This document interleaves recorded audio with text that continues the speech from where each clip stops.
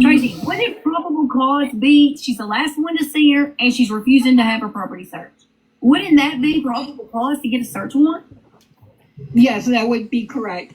If she is hiding out on that property and say that she did have something to do with Courtney going missing and say that she did do something to her current fiance or husband, then yes, that will give the state police and the sheriff's county the probable cause of getting the search warrant. Probable cause. I think the mission is not even that. It's also the fact that Courtney's story has switched, 10 times already. Every day it's a new thing that she, that she says, or, this, that. And so it's like your story's changing. I think that her and Brad and whoever needs to be held in jail or something until they confess, hey, this is where she's at, or hey, we did this. Something needs to happen because all the Cadillac, my little sister, she's 16 years old and she can't even walk from the high school right down the road to my brother's because we're all scared that something's going to happen to her. So all we want is just answers to where she is, if she's okay, if what. That's all we're all worried about. I know Rich is worried about it. My sister Sally, she's worried about it. My family, we're all worried about it just because we want our community back to the way it was. We want it to be safe. We don't want these crackheads. I'm just calling that the crackheads. Who probably got joy out of doing something. I mean, to add to my statement, I don't call me a crackhead. The day that me and Kimberly have took Rich and Rebecca to the hospital because Rebecca thought that she was going into labor, I made Rich and Rebecca godparents to my 3-year-old daughter. And I know that Rebecca knows my daughter very well, even though that Rich hasn't really got to know his goddaughter. So hopefully this shines a light onto somebody needs to go. Way to go there, Trust making a fucking RSO your daughter's fucking godfather. Right. Search warrant started. Way to go there, bud. As possible to get a search warrant going. Now, I just want to say something. To be honest, the county cops haven't really done jack shit, so the Michigan State Police needs to take over this case because they'll actually do something about it. The county cops ain't really worth the time to ask, but the state police definitely. Rich, you need to go to the state police, not the county. Rich, have they kept in contact with you? Have you kept in contact with them? What's the up and up on that? Good morning. I called the detective that's in charge of the case and the 2 main deputies, and in the last 2 weeks I've talked to them 5 times. Normally when I call up there, I gotta leave a message, and lately I haven't even been hearing nothing back. Well, if I were you, I would try and get a hold of the Michigan State Police because the county, if that's who you're getting a hold of, they really ain't gonna do jack shit because that's just how county cops are. So I would definitely just get a hold of the Michigan State Police and demand them and tell them you want them to take over the case because they'll do something about it. Yeah. Richard, I'm not trying to point fingers into that, but do you feel the cops are looking at you as a suspect? Have you ever felt that at any time during this time? As far as I know, I was the only one taken to the sheriff's department and interviewed. I sat there for just probably 3 hours and 15 minutes having them ask me questions, and because they wanted, when I was there, they wanted to know what me and Becca did from Friday before she came up missing till the time she left here with Courtney. Yeah. So, in your statement, would you think that they are looking at you as the prime suspect in this case? At first, yeah. Because So have they ever taken Courtney in for any kind of questioning? not that I'm aware of. So I was about to ask that too. Well, they need to, because that's just really suspicious as fuck that they're not even questioning her and only her, but they are questioning you. If they can question you, then they can bring Courtney in and question her as well, because that's just weird that they're not. Well, I think they're waiting for her to keep slipping up because, I mean, like I said, her story's changed how many times? So I think they're going to, she's going to slip up at some point, and then they're going to be like, okay, well, now we're bringing you in because I don't know how they're going to hold somebody there who has one leg, whatever. But right, but I think she's going to slip up to the point where then they're going to be like, okay, well, we're bringing you in for questioning. You're under arrest, whatever. But like I said, in my opinion, I think she needs to sit in jail until, until she confesses, hey, this is what happened, done and over with.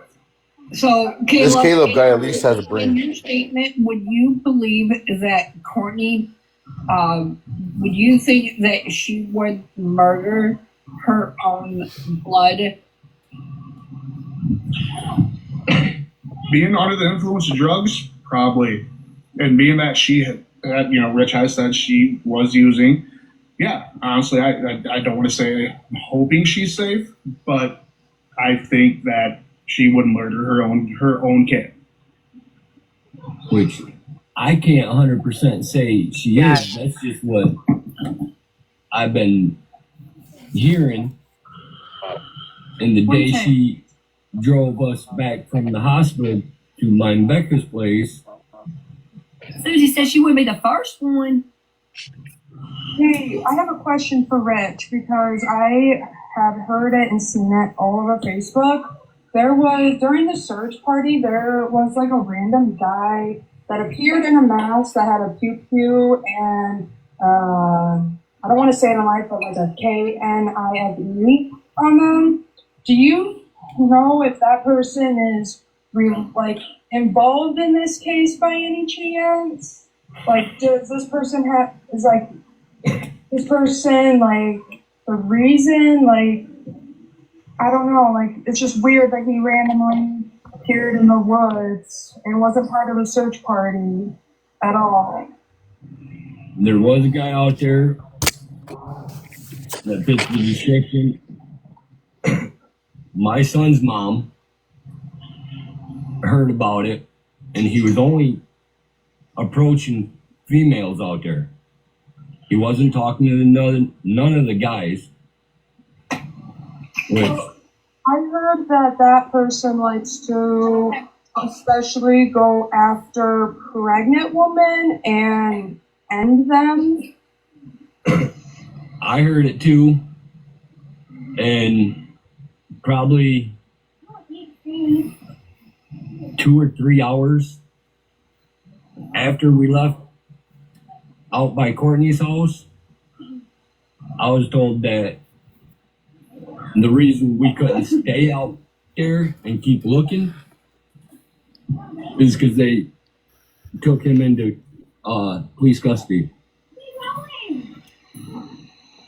So, in your own statement, Rich, would you believe that this guy that was wearing a mask when we were there at the Myers parking lot and he was there in the woods, would you say in your own statement that he was, do you believe that he was waiting for somebody to either be alone, or would you think that he was out there laying somewhere and he was waiting?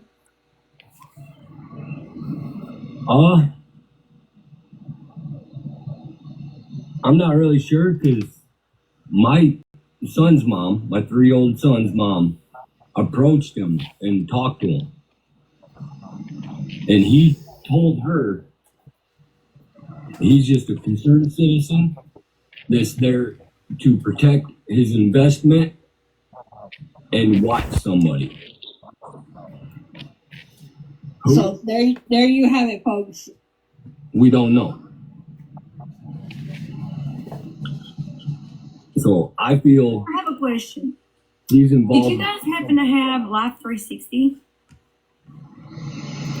No, we don't.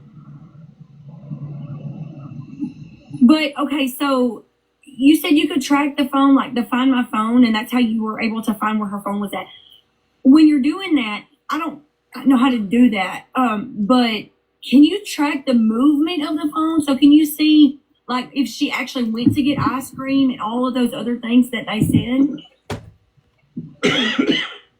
I'm not 100% sure, because the way I tracked it is I went to her Google account that she's got on her non-active phone, and there's a spot on there that says find my device, Right. and I hit that and brought the map up to where that phone was at. Okay.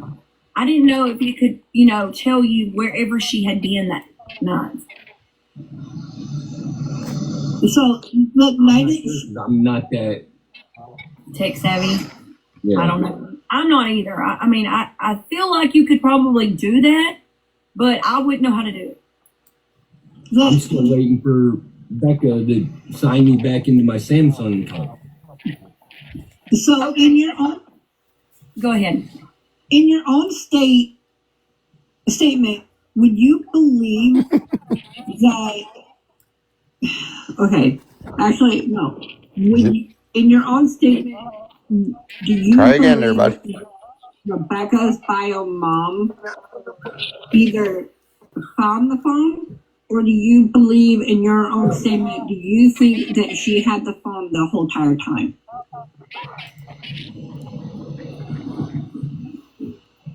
I think they knew exactly where it was at. And when they found out that I pinged her phone, they went out and got it. Because they brought I was out working on my dad's car because his taillights wasn't working. Courtney called me, said, I'm on my way to your house. We need to talk. And I said, okay, what do you need to talk to me about? She goes, you'll find out when I get there. And she hung the phone up. I waited a few minutes. I was like, I don't know, something just don't feel right. So I texted her. Chef, you got something an echo, good. I think. Maybe it's. And You got an echo, I think. she Let me said, mute, sorry. I don't even remember exactly what she said. Steph, I sent you a message.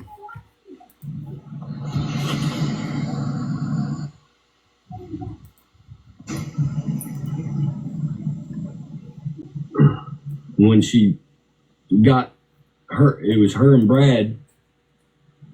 Brad drove her car. She was in the passenger seat. They got here. I was still outside trying to work on my dad's car. And I started walking over to her vehicle. And Brad pointed towards the passenger seat. So I walked to the passenger side front door. Courtney rolled her window down and handed me Becca's phone. What? And to me, the power was shut off on it, which, if the power was shut off on it before You wouldn't. What the fuck? they went and got it, that I wouldn't have been able to ping it. Yeah, They hold, shut the phone off. hold on, everybody. What he's saying is very, very, very, very, very important right now. Because I think you can look up, or maybe the police can get a warrant from the provider to see what time the phone was shut down, Yes. which is going to narrow the timeline. Because there's a difference. Did it die or was it shut down?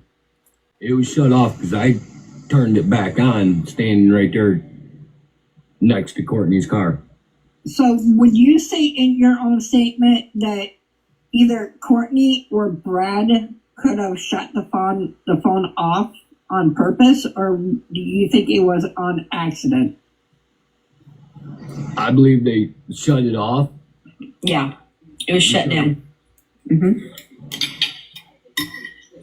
All right. I know from being with Becca, because at nighttime and a lot of the time through the day, she has to keep it on silent because she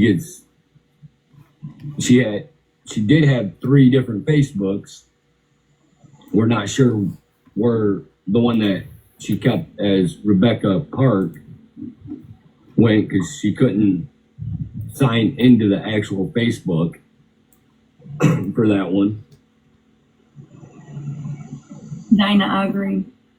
And she still had her other 2 Facebooks on that phone, her Snapchat, Yeah. TikTok, CapCut, because Becca loved doing CapCut templates, making TikTok videos. So in your own statement, Rich, would you say that the bio mom would record herself either harming her fiance or husband, or would you say that she would have recorded herself harming Rebecca? No, I don't see neither one of them recording it. Because Brad, her husband Brad, has been in trouble a few times in his life. And he knows that's one way of getting caught. So would you say that they are, as of right now, would you say that they're covering their tracks?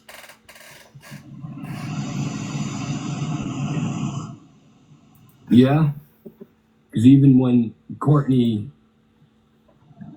handed me the phone, I asked her, I was like, why didn't you just take this to the cops?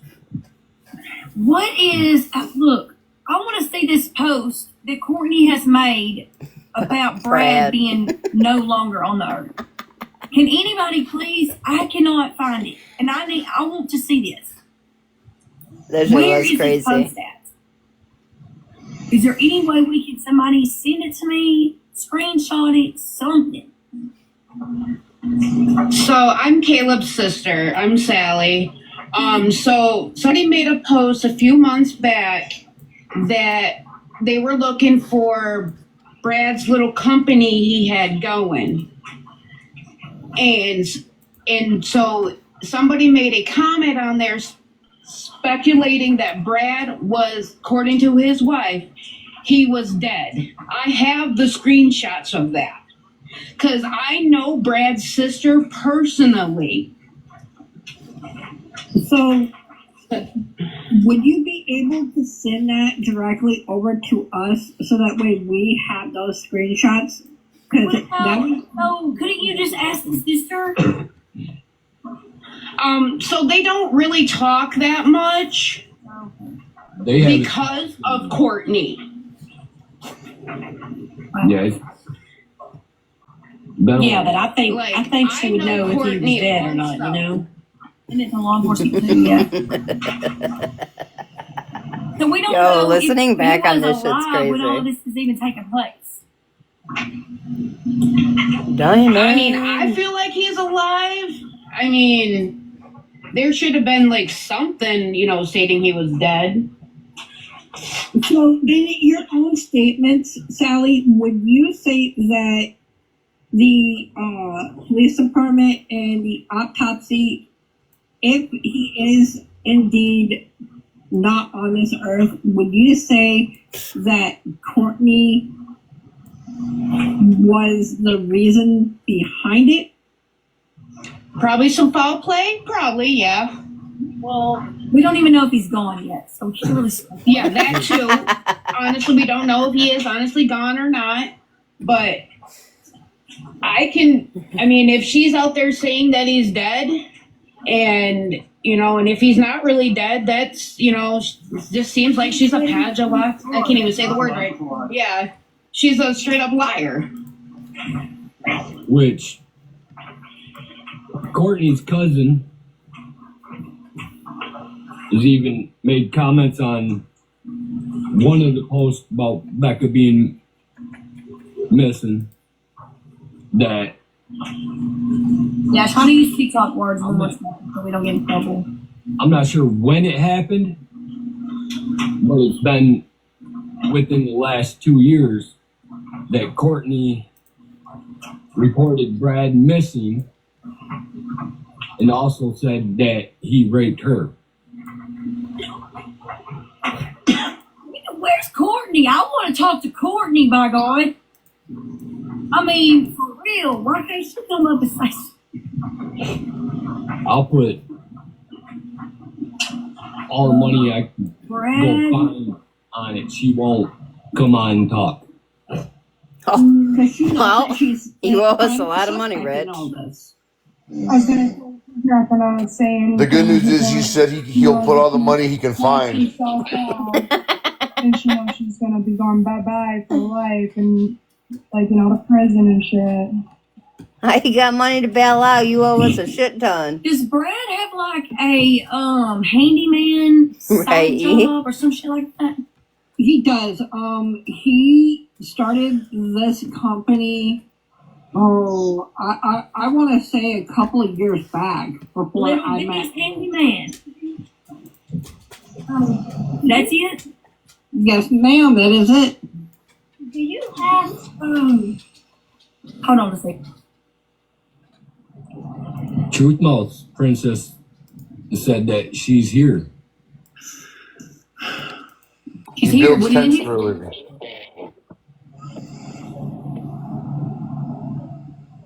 Are you talking about on the line? I'm not sure. Pretty sure Brad is still on the earth.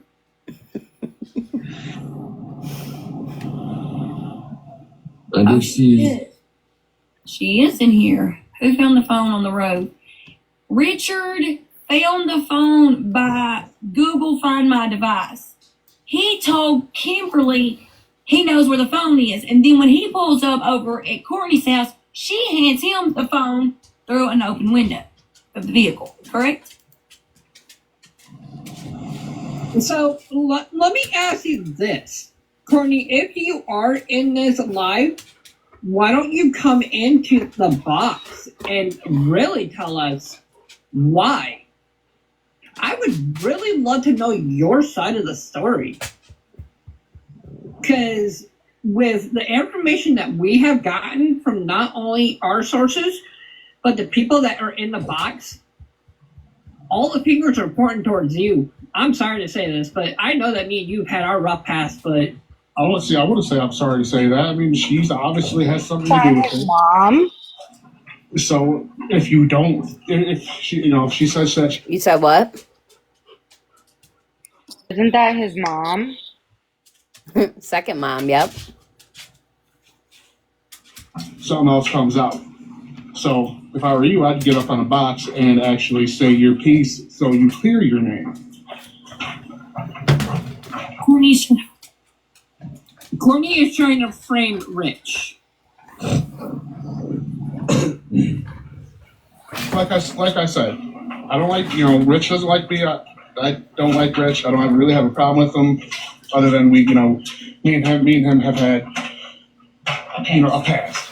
But I don't think he had anything to do with it, because he was one of the ones out there when they had that search party, which I wanted to go to, but I was busy. And he went out and actually helped. Oh, so now we're Help, right? Courtney doesn't help.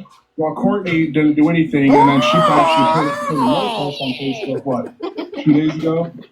Well, playing the boo-hoo pity me party, saying that everybody's pointing their fingers at me, not in these exact words, this is what I remember. And it's like, well, yeah, Where because is Courtney? On your live tomorrow.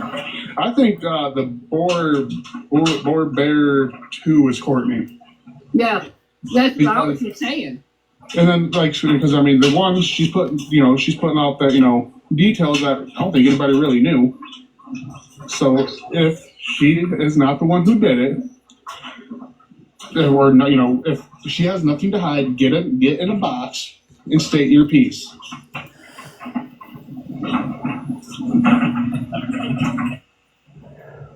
I personally, I would love to know your side, Courtney. If you are definitely in this chat, I would love to hear your side of the story before the truth comes out. And to the message NVR stating truth mouse princess, what does that mean? She was talking about we were there at the search party. War Bear 2 in the chat now. I have to say, I know who Boo Bear is. If they want to come up, They're in the chat. They're in the box. I know. I've had several conversations with this person, so I know them. Okay. But I have to say that I do have some respect here for Rich for answering the questions and being patient and going through the timeline. We don't see Courtney up here, so at the end of the day, the focus is on her because she was the last person to see her. Yes. The topic is Rebecca Parks missing from Michigan.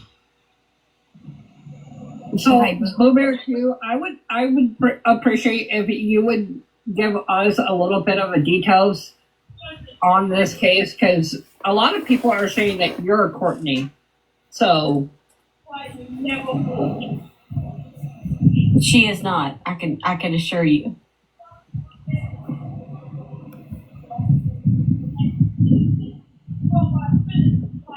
Can you guys hear me? yeah, we can hear you. Okay, I didn't know what I was supposed to do once I hit this thing. So I've never done one of these before, but I'm going to be honest. At first, I had my suspicion of Rich. Rich knows this. I have talked to Rich. After listening to him answer some of these questions, that has totally shifted to Courtney and Brad. I've had many conversations with Courtney, and Courtney's story with me has changed so many times.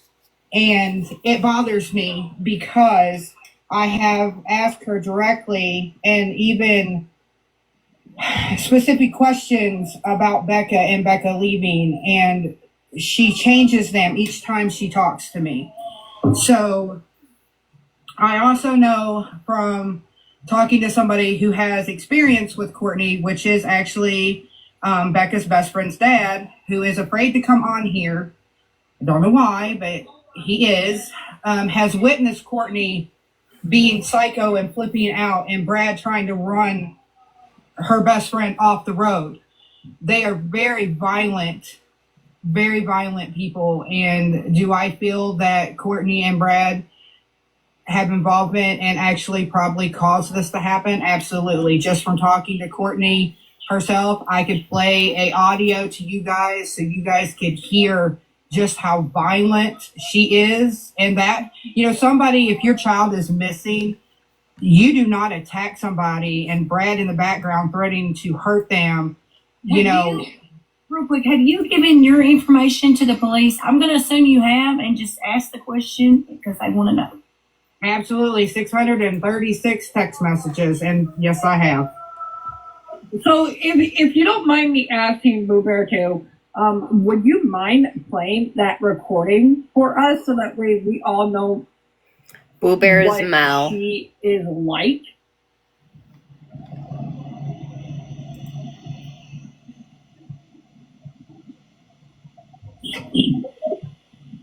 think she has probably accidentally. So if I had somebody's messenger, I could directly send that to you. And if you could figure out how to get it to everybody, Text me your name on there, and I will give you my personal name, and you can message me it, and I'll pull it up on my separate phone.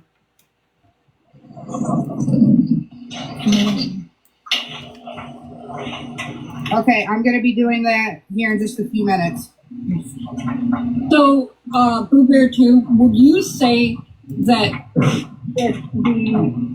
violence history that Courtney and Brad have since they've been married, would you say that Courtney would, because again, and Rich, he's covered half of this, and I'm just trying to find out, would you say that Courtney would harm her own child? Absolutely. She's done it in the past. Look, I'm just going to paint the picture clear, and I don't care the repercussions. Courtney and Kimmy both talk about Becca like a dog. She's a whore. She's a slut. Kimmy's out here going around saying that she cares about her sister and misses her sister. Bullshit. I'm sorry. I am tired of being quiet. I will call anybody else out on their bullshit. I had a personal conversation with Kimmy. My fiance is a witness to this. The way she talked about her sister being missing, she didn't say anything nice at all about her sister. She also acted like she doesn't even really give a fuck at all either. Wow. What do you think about that, Rich? I'm sorry, if I were in Kimmy's shoes, I would be flipping the fucking world to be finding my sibling and wanting to know where she is. But she just I don't know, she just doesn't act like she actually cares. Because she doesn't. I keep raising the reward because I want somebody to talk, because somebody out there knows where Becca is. I've raised that award to $15,000 today. So, hold on. So you're the one who they told to take the post down. And all the flyers. Yes. Mm-hmm. And then I asked her, I said, what if somebody is holding Becca and they're waiting to see if that money increases? And she says, ain't nobody got Becca. Oh, snapper freaking doodle. Like I said, I've got the text messages. I can back it up. Freaking doodle. For me and directly. I want it out there. I want people to know what this person is like. There is a baby and a woman. Hold on. Text that to me, and I will put it on the Book of Faces. And I needed to update you. That post that I put now has exceeded 300,000 views on the Snapchat. Grab that. Okay, Rich, I want to know, what are your feelings and thoughts right now? What are you thinking about this? The only thing that is going through my mind is Let me see if I can find you anything. same thing that's been going through my mind. I just pray that her and our son is okay. Rich, I promise we are going to fight for finding her. We are going to find her. We all care for her. I will not stop. We will not stop until we know Becky is okay. I may not have been, listen, I was friends with Becky and throughout school and everything, and we drifted after high school and shit, but I still have a heart and I still care for her so much. And I need to know that she is okay, because I still have a lot of heart for her. Here's my concern, and I'm not trying to bring loss of hope to people, but I want you guys to really think about something, and I'm going to try not to bawl like a baby when I do this. I keep saying that I know Becca, and I'm telling you I know Becca, and Becca would not be missing for 13 days and 2 days away from her due date and not contact anybody, especially special people, if she was not. I can't even say it. And it's not like her to not have her phone either. Becky always has her phone. Fucking school, if she had her phone taken away, she always found a way to have one, whether it was asking someone to have a phone or she always had a backup in her backpack. There has been something bad happen to her and that baby. I feel it. I've told everybody that. I can't shake it. I do have a question for you, Boo Bear, because I asked Richie this and I want your honest opinion about it too. I seen some messages talking about she could possibly be in either the shed or the septic tank on Courtney's property. I have. That's really strange. You just brought that up. I feel I've done a lot of criminology. I did classes in schooling, and when somebody does this, a part of them wants to keep them close. You will find Becca somewhere close to Courtney. Somewhere on that property or close to that property. Yo, pause that. Well, do you think, because I know Rich said that something about how Courtney has. Fuck, yo, Mel, clock that for sure. Remember I was trying to get a hold of Mel? Yeah, but I'm just saying. She literally fucking just said, she just booked that, man. Holy smokes. That's why I stay to do these recaps, man. Thank you very much, Case Naps. Appreciate it. Welcome. Yeah, go ahead. You could keep playing it. Wow. I lost the spot, but we'll get it. Hold on. Let's see. Nayeli. Very violent people. And do I feel that Courtney and Brad have involvement and actually probably caused this to happen? Absolutely. Just from talking to Courtney herself, I could play a audio to you guys so you guys could hear just how violent she is. And that, somebody, if your child is missing. For finding her, we are going to find her. Question for you, Boo Bear. Because I asked Richie this, and I want your honest opinion about it too. I seen some messages talking about she could possibly be in either the shed or the septic tank on Courtney's property. Did we already listen to this part? That's really strange. You just brought that up. This is where she goes bang on. I've done a lot of criminology. I did classes in schooling, and when somebody does this, a part of them wants to keep them close. You will find Becca somewhere close to Courtney, somewhere on that property or close to that property.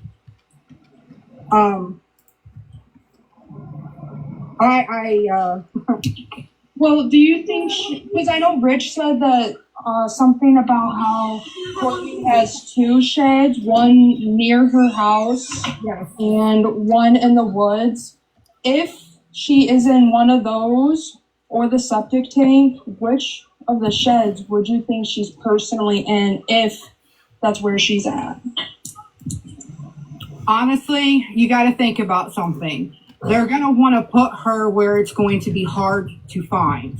Okay, if somebody has passed away, okay, there's smells and stuff from that. You're going to have them in an area where you're not going to have those out in public, where people can walk and catch the wind blow or to draw attention to. It's going to have to be in something that hides that.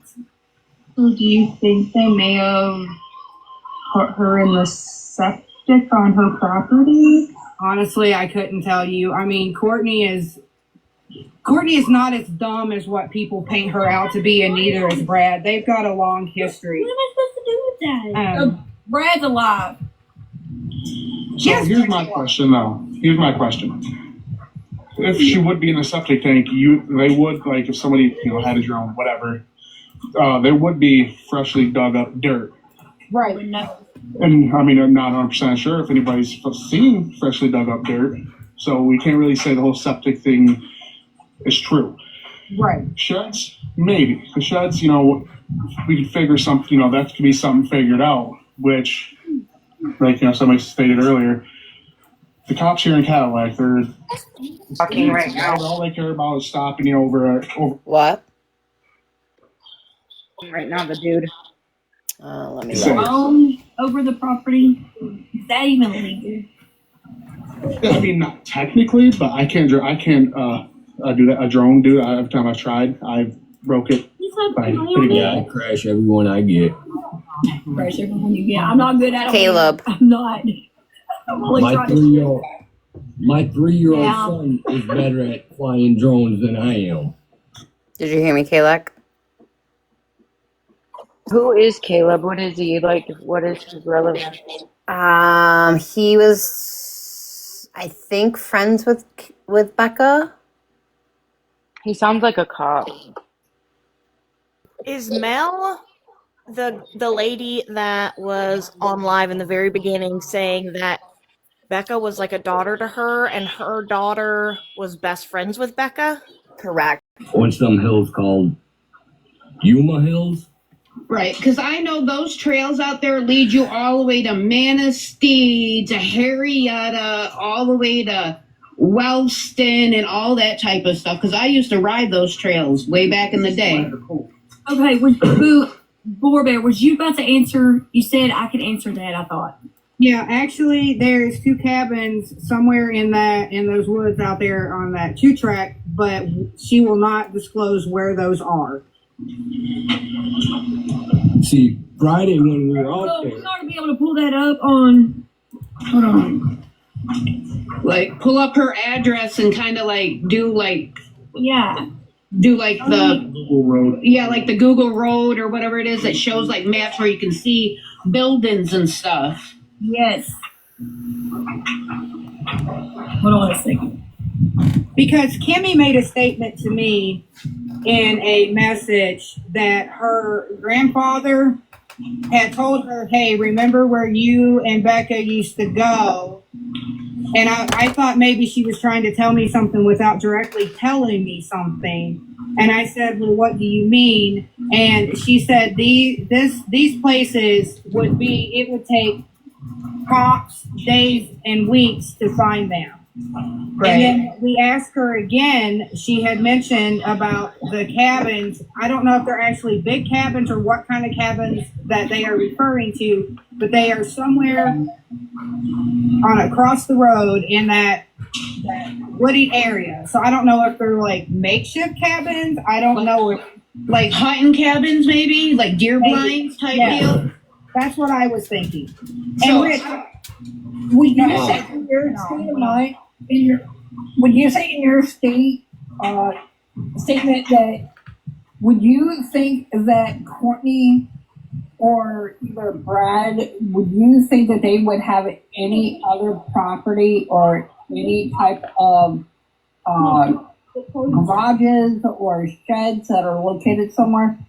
Courtney and Brad have access to many different things due to the people that they hang out with. See, that's the problem.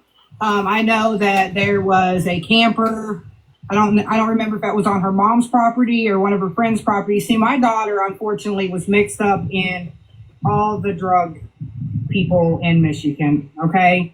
And she has been to Courtney's numerous times and has witnessed Courtney being abusive to Becca. When she went out there to go visit with Becca, Becca was scared to death to go to her mom. She didn't like going there unless somebody went with her. So that's the first thing that threw me off, is Becca going out there alone. Because Becca, she was scared. Her mom's a violent person. And when my daughter was there with her, you would think a mom seeing her daughter, hey, how are you doing? I've missed you. No, it was immediately just start cutting her down, You're stupid. And just, that's what Becca lived with from her mom. Who is Never Give Up? Who is that? Never Give Up 22. They want to join. I'd like to know who it is before join. Why can't I have this though? What? How much? That's my bank card. Oh, Nevaeh. Thank you, Nevaeh. She is best friends with Becca. Yeah. This is another one. Let me find it. She says, I'm her daughter. Never give up. I'm her daughter. She's my daughter. Oh, your daughter. Yes, that's Becca's best friend. Oh, okay. Yeah, let her up. Oh, got it. Oh, hello. Hello. I would just like to make a couple comments. Becca would come to my house when I lived with Grandma, and she would tell me things that would be happening at Rich's house. That she came over one night, didn't shower. She could never take a shower.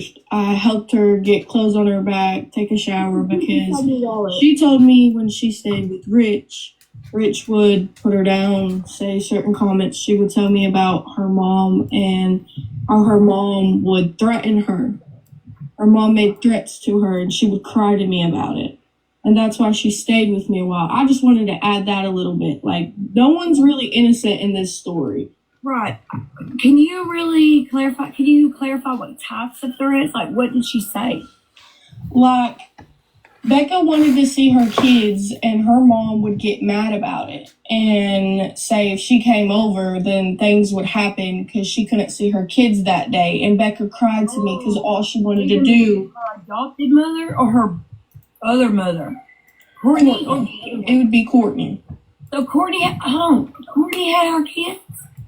No. Yeah, for like a couple of weeks, yeah. What? Courtney's never had Becca's 2 boys.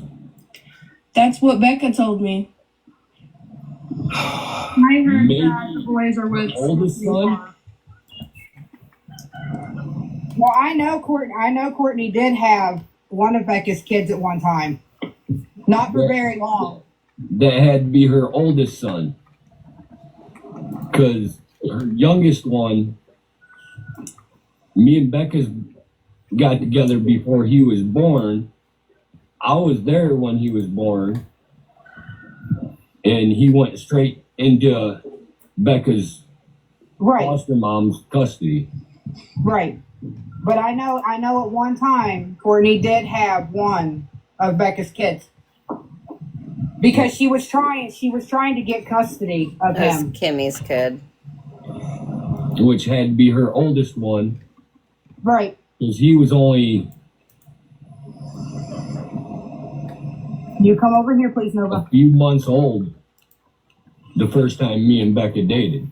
Well, on my old phone, on my old messenger, I got even messages to prove that she would say things like that. And she would cry in my arms. Like, hearing that from my best friend, like, I don't know how to take it, you know? And that she's been gone for a long time. I'm trying not to think anything's, like, bad happened to her, but, you know? So, in your statement, would you say that Courtney, would you think any other, would you think Goldie. that Courtney would,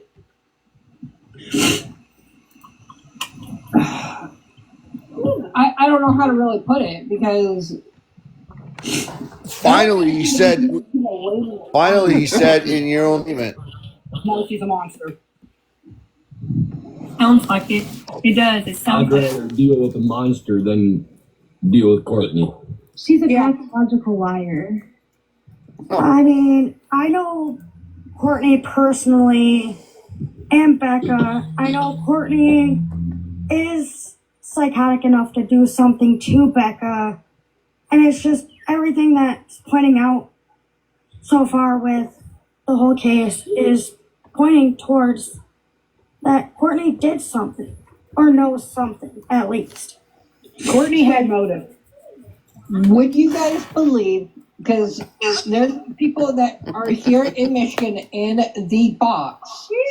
I'm I glad he know got Mitch, fired after his I first know statement. Elizabeth, I know Legacy, and I know Caitlin, and I can speak on their behalf that Courtney is nothing but a cold person. She has no heart.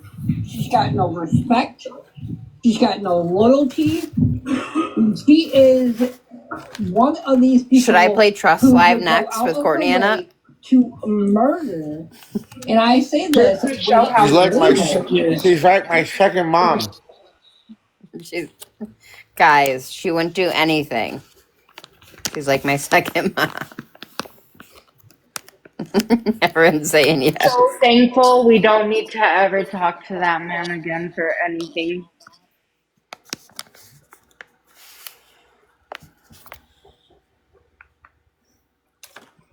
Him talking just gets on my nerves. It takes him forever to get out a statement. Golly. I'm sorry to interrupt.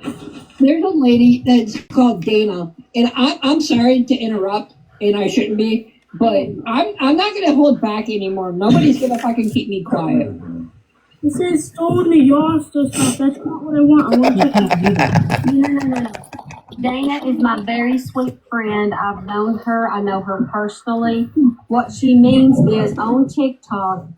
Can I do 1.5 speed? I don't know if I can. I'm on my computer. If you use certain words. Here at TikTok, we have to rhyme, murder, rape, and those type of things. We don't want to do it, and we don't want to say it that way, but if we don't, then she's country in trouble. If you're not Okay, I got it. talking, would you please put your mic on mute?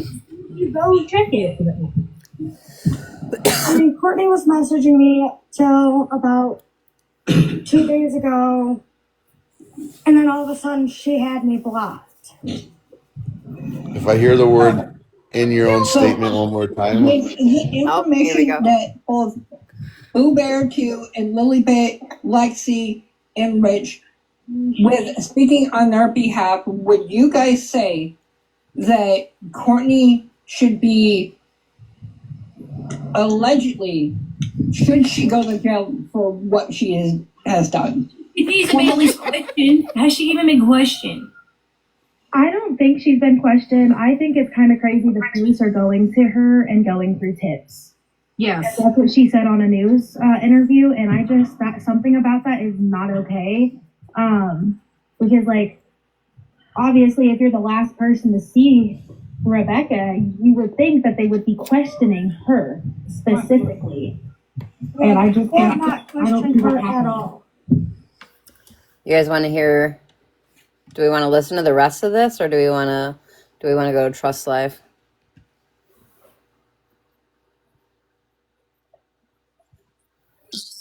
Wherever we're gonna run into Courtney and Timmy. So that was mostly Rich's. Let's see. He didn't really come back after that, did he? That was his one and only. No. Oh, he came back? No, he didn't. He didn't. In my statement, it hurts. In my statement, he didn't come back.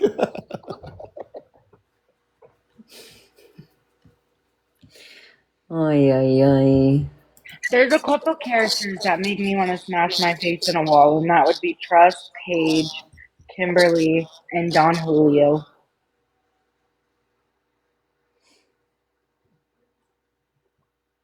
Own personal statement.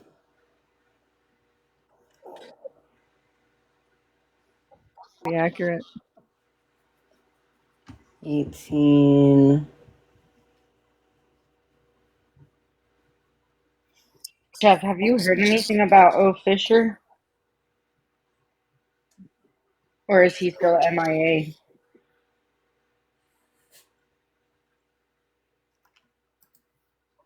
I know he was real cool over here for a minute. That was from before they found Becca, right? That was in the very, very beginning. Yeah, that's what I thought. It was way There before. was a point where Rich referred to her in past tense.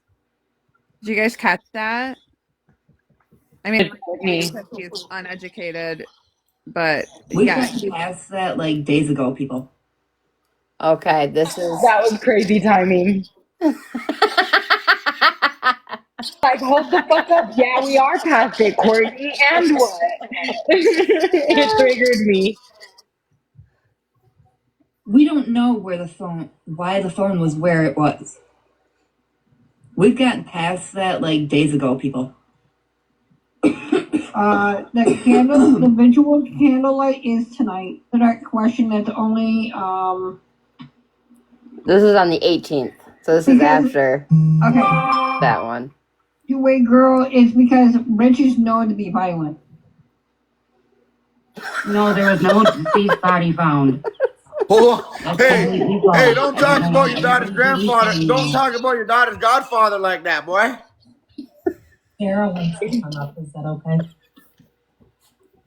I am more pissed off than anything right now that we've had to have a recovery group come in.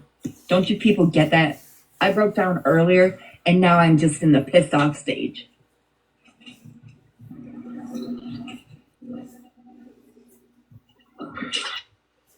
There's a chef's snow angel. He had another phone of Rebecca's that he did not turn into the cops. What'd you say, Kayla? There's a chef's snow angel in the chat now, and like, I love this shit. This question about what is a recovery team? It's a recovery team who goes out and they find people who are no longer. This Hold is on, the day guys. that Time she out. said. Trust is. Hold on, guys. Trust is explaining the recovery team. Or they can go out and find people that are here with us.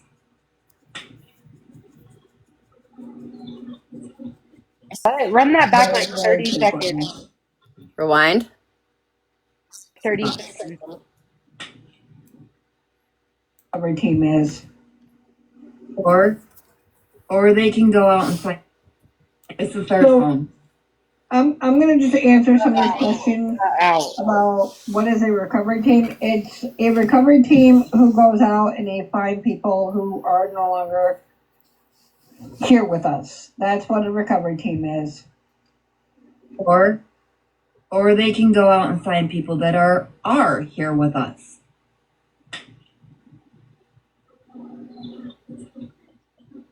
That is very true, Courtney.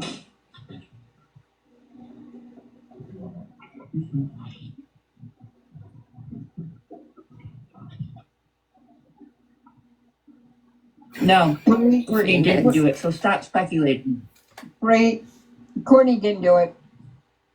Okay, she has no motive. She's got an alibi. I can vouch for her. What a joke.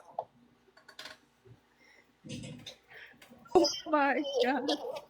Katie, the money is not a motive. And I have a 14-year-old son that can vouch for me. That Mom was home. There is someone asking why it was turned to a recovery. If I'm being honest, these people have been on it since the public search went out. They were at the public search. Yes. I'll tell you what, I haven't gardened in a while, but I did tonight. Funny. The recovery group has been following it. 98 There has been no confirmation on Not that we're aware of. alive or what, but right now we are speculating that she is alive. I have no reason to believe otherwise. Can we let Munchie up? Yeah. 98, Tanner. And Chef's good to let up too. Oh boy. I got my popcorn ready. Yeah, I was gonna say you got your popcorn here. Chef is asking to come up, and he's a trusted creator. This is your first time talking to Courtney, I think. We do. I don't see him on my request to be in the box. Chef, can you request if he's still here? I think he's been. Let's get ready to rumble. Who's We Chef? trust him. He's not about drama. Let him. I don't know where he went. I think he left. He was on his backup, I think. Can we let Sarah Sue up? Oh, sorry, making him throw that ass in a circle. Sure. Okay, it's your platform. That's why I'm asking. No. That's You gotta be good. Sarah, have you requested? I don't know. I guess I. Hold on. Yeah, I'm here. Yeah. I'm here. I requested. Oh, there you are. Thank Okay, that's why I couldn't find you. Okay. No, you're okay. Hey, listen. I just got like some kind of information. I don't know if this is completely accurate or not, but they said that there are people out there searching right now at your place, Courtney. Can you confirm or deny that? There is nobody here. I'm sorry. Hang on a second. My earpiece is just messed up. There's nobody there. Can't hear in my left ear. Okay. Brad, get underneath the deck, will ya? They think somebody's here. Do what?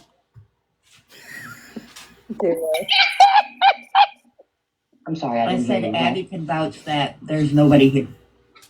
Okay. Brad, And get under also, the deck. I wanted to ask a question real quick. And I know, like, she's not my family or anything, but when you talk about they are coming to recover a deceased person, can you not call your daughter by name? It would make it a little bit more personal for everybody, and I think people would get off your case a little bit. It's just a suggestion. I'm not trying to be mean. I'm trying to be forthcoming with this. Exactly what they said. They did not use her name or anything. And that's fine. I know you're trying to quote them, but I just want you to know it would sound more personal, and people would maybe feel a little bit more endearing towards you if you didn't sound so clinical. I'm just getting the information out. And that's fine. My daughter, Rebecca, better be found alive. That's all there is to it. Well, and if you were to say, you know, they're trying to recover Becca's body, that's what they're doing right now. It would be a little bit less clinical, more personal, and I think people would be more like willing to. And I'm not trying to be mean, Courtney. I'm not. But you have to understand. And Devin, I hope you know me, and Nancy, I hope you know me. As a mother, I am saying that my daughter Rebecca will be recovered alive. That's great. We're praying, but the family is starting to go into the other side where we don't want to be. And I realize that, but you know, there's a lot of people out here fighting for your daughter, and we call her by name. And for you to come on here tonight and I'm not trying. Listen, I am trying to be as even keeled as I am, and trying to let you know there would be so much more people behind you and willing to help you if you could not be so clinical and just repeat what they've said, which I know is verbatim. There would, Courtney. You got to quit thinking everybody's against you. That's the problem that you have. There would. What people are saying about me. There's people that are for you right now that don't even agree with you, but we care about your daughter. Because that's the ultimate goal. It's not about you. It's about your daughter. And you know that. And I'm not trying to be rude by any means. I'm aware of this. I know you are. But whenever you come on a live logo and one of her friends doesn't even know anything about this, and you haven't called any of her friends or family to let them know, and they're finding out on TikTok Live, this is not the place you need to be, honey. You need to be like holding your family, loving your family, and searching for that baby. And I know you have. I know you've been inside your house. I know you've been watching the videos. I know you've been waiting for a phone call. And I understand that. And no, bless your heart. Hold on. Yes, ma'am. We were just out for a good 2 hours looking around with. Yeah. Okay, and I'm not saying she wasn't. I'm just saying what I've heard her say before, that she's been at home answering phone calls, and which I understand. Yeah. You know, I'm not trying to attack you by any means, but I want you to know, from one mom to another, if you can try, just figure out where your daughter is. We're trying to help you. Trying to attack me. Do you not get that? They've been attacking me from the get-go. The one thing that I do understand is that It's not an attack unless you perceive it that way. Because only everybody's trying to find out information, and every bit of information is pertinent to finding your daughter. So I would lay all my skeletons out of my closet And I'm lay it telling all on the everybody the floor. information, but they're not listening. People have hearing problems. No, I think a lot of people are listening, but okay. We'll take a breath. Hey, Holz, thanks for bringing me up. So I cover a lot of true crime and missing persons cases. First and foremost, my main priority in all this is, to bring home Rebecca safe, and let's bring this child safe. But Courtney, I have a couple questions if you don't mind me asking. And I if I'm attacking you or anything, you can please tell me to, you'd rather not answer it. But what is your motive by coming on TikTok and talking on this case when your daughter is currently missing? Because Brendan is very respected, and a lot of people follow him. A lot of people come on these, and it's one way to get the word out that we're going to need help with the recovery, and we're asking for anybody's help. Okay, so and yes, there's many people that are willing to help, and I just don't understand. I'm really trying to wrap my head around a mom that's daughter is missing and your grandchild is currently missing, and you've been sitting on TikTok for 3-4 days, hours at a time, when you could be doing so many other things. Is there not a vigil going on right now? Like, why aren't you at the vigil? May I ask? Why would I be at somebody that is fake as fuck? I'm But not what going are, to be so, there. but why are you? That's wanting it, that is completely fake. I'm sorry, I'm just not going to do that. Okay, but do you understand why you would be at this vigil? And I have my reasons for saying that, because I'm not going to do anything that Paige is doing, anything that Rich is doing. I'm not going to. Can I be that. totally honest with you and I have my respectfully, reasons why. Courtney? Can I be respectfully honest with you? You're doing the exact same thing, literally. You literally are.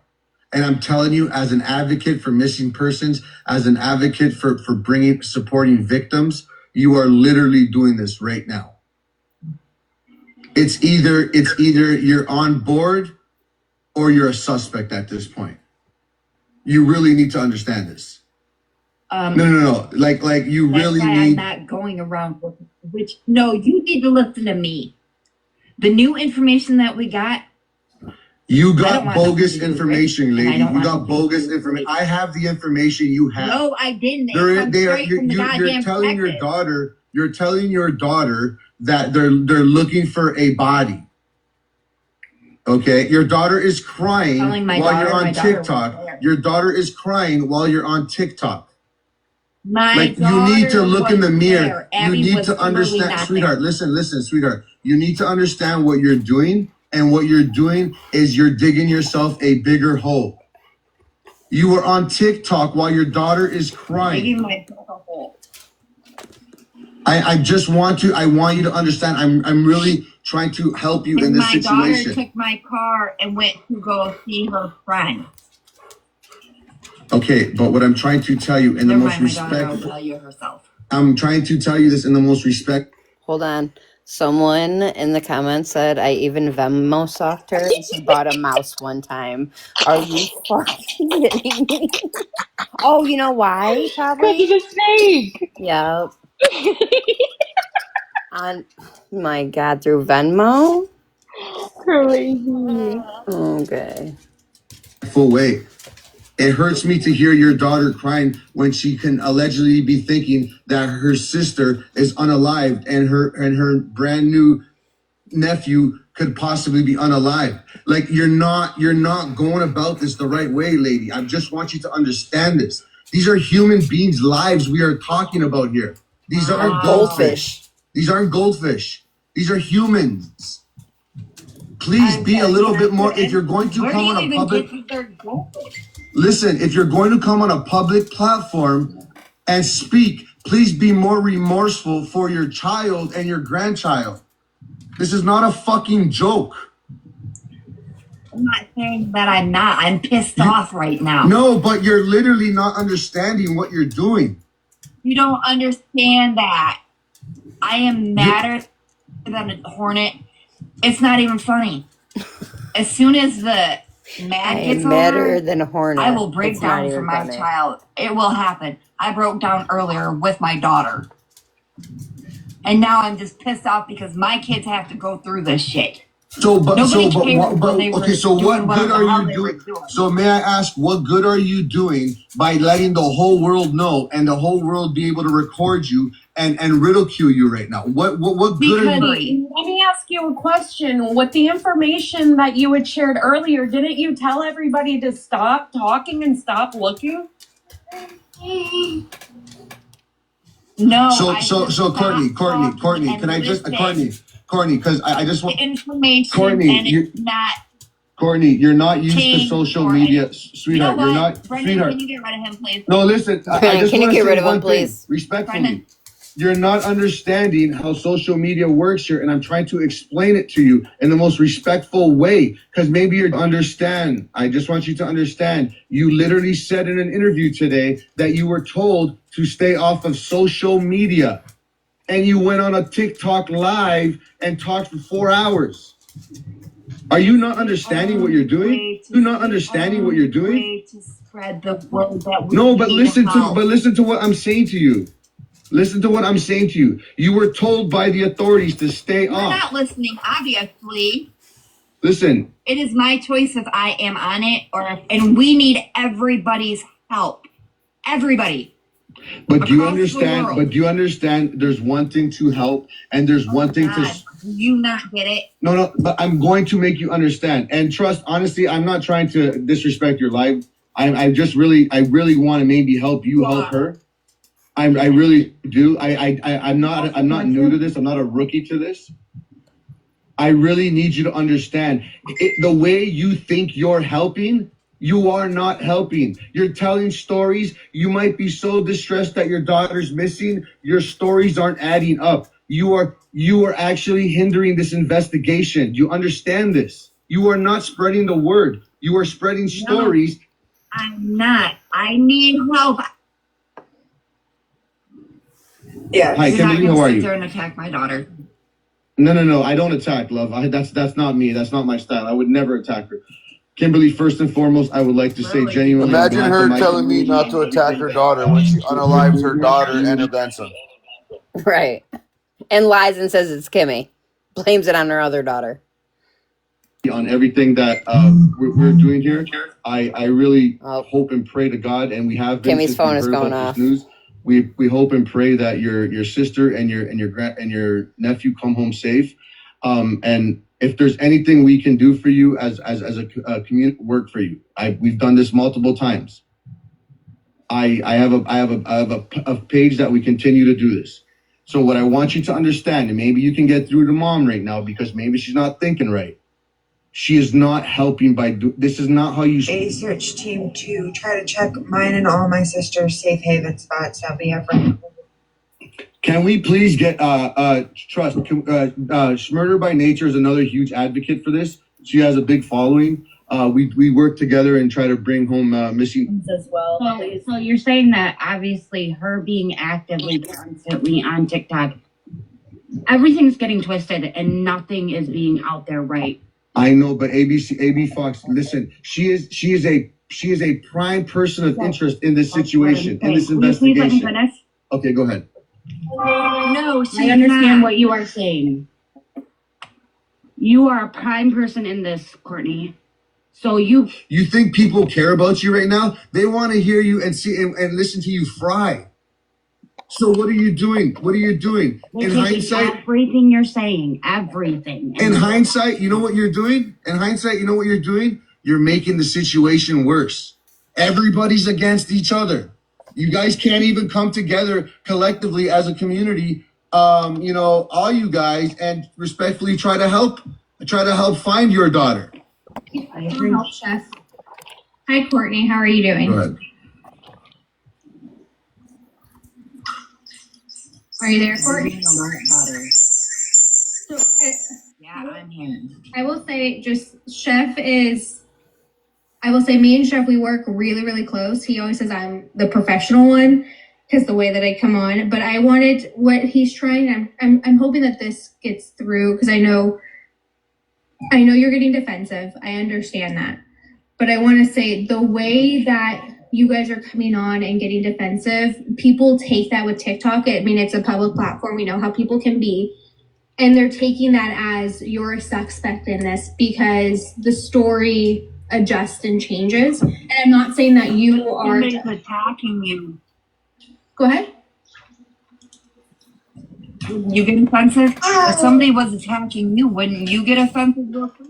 No, I understand that, but what we're trying to say is there's a way to present yourself, and I get there's a lag.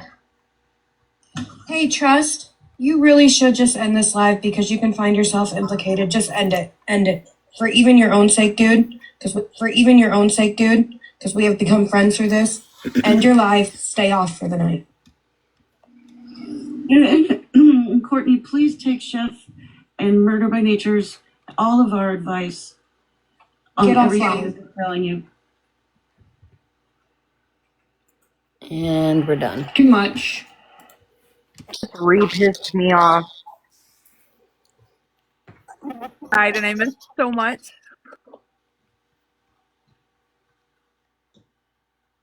So glad that you guys replayed the. Oh, sorry. I'm so glad that we got to rehear these. I never got to hear the Rich's interview or TikTok live. I never got to hear any of that. I came in like a day or two later, so I'm glad that you guys replayed this stuff tonight.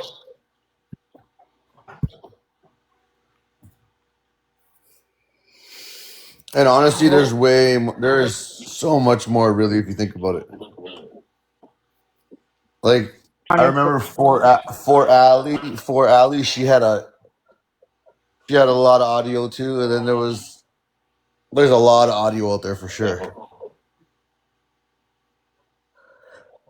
Real quick, and then I'm going to drop down so that somebody else can talk because you guys have quite a bit to talk about and go over. But just wanted to clarify, Chef, when I said that earlier about Steph's live, when I was talking to her on Steph Live, that was from last week when she said that they were already talking about TikTok, had nothing to do with you, or talking about Netflix. Oh, yeah. It had nothing to do with you. No, Yeah, you're she fine. didn't say that to me anytime soon, recently. All right, Yeah, no, you're guys. fine. You guys have a good night. I'll be in the comments. Thank you, Nina. I appreciate it. Bye, Thank you. guys. Not a problem.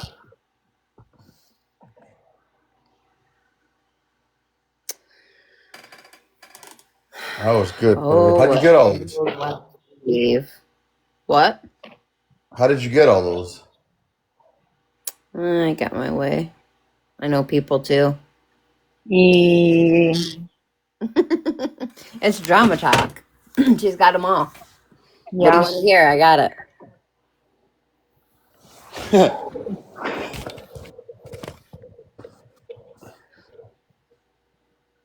There's 41 of Trust Lives recorded.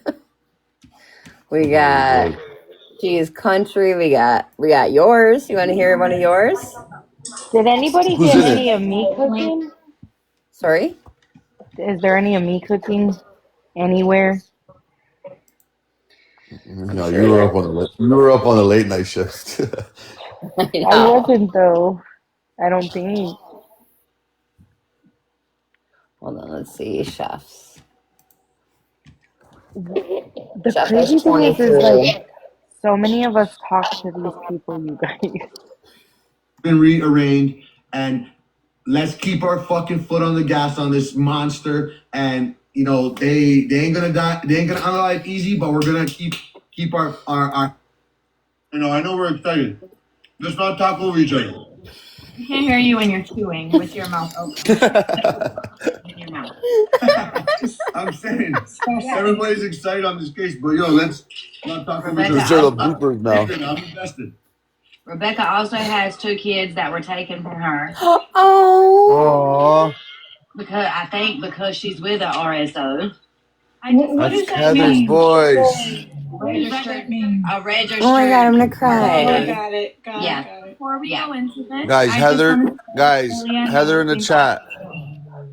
Oh man. Hold on, time out. Who do you think? Sorry, can you say it again? We think the mom and the boyfriend, baby daddy, they're all guilty. Aw. Yep.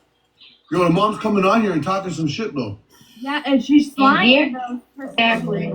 This is when Yo, Heather hold on. Case now. This is Yeah. before. This is the. Yeah, this is the 17th. This is when we first found out about so Heather talked about this case like a week before we even started covering it. Right. Yes, And yes, then yes. she kept saying, "Well, you got to look at this, chef. You got to look at this, chef." And then this is our first conversation about it. Oh my goodness. Hold on, let me share. Hold on, let me share it with Lilia and Ashley. Hold on. Mrs. Smith. My goodness. I'm a little like, Yeah, I got a period. little. Cry. Is Heather? Has anybody gotten a recent update?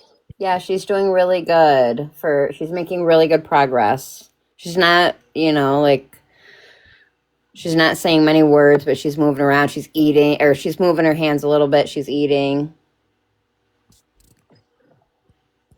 I miss her so much, man. Fuck. I know. I just heard her voice. I was down, looking down at my notebook, and I was like, "Oh my gosh!" It's like we got punched by Mike Tyson. Literally. She So can you just tell people in the chat because people are curious right now.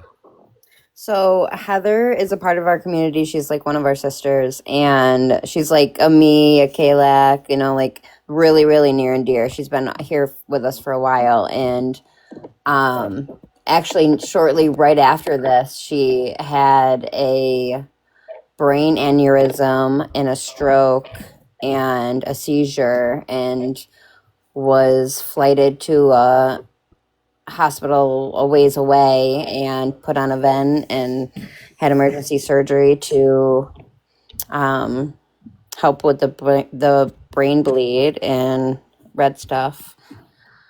So she's been making a recovery since we literally started this case. So very lucky to be alive.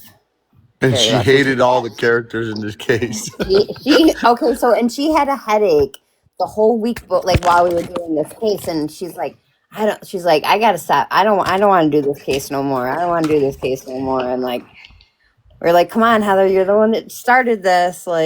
So we've been fighting hard for Heather. And yeah, so she's. She needs answers when we talk to her again.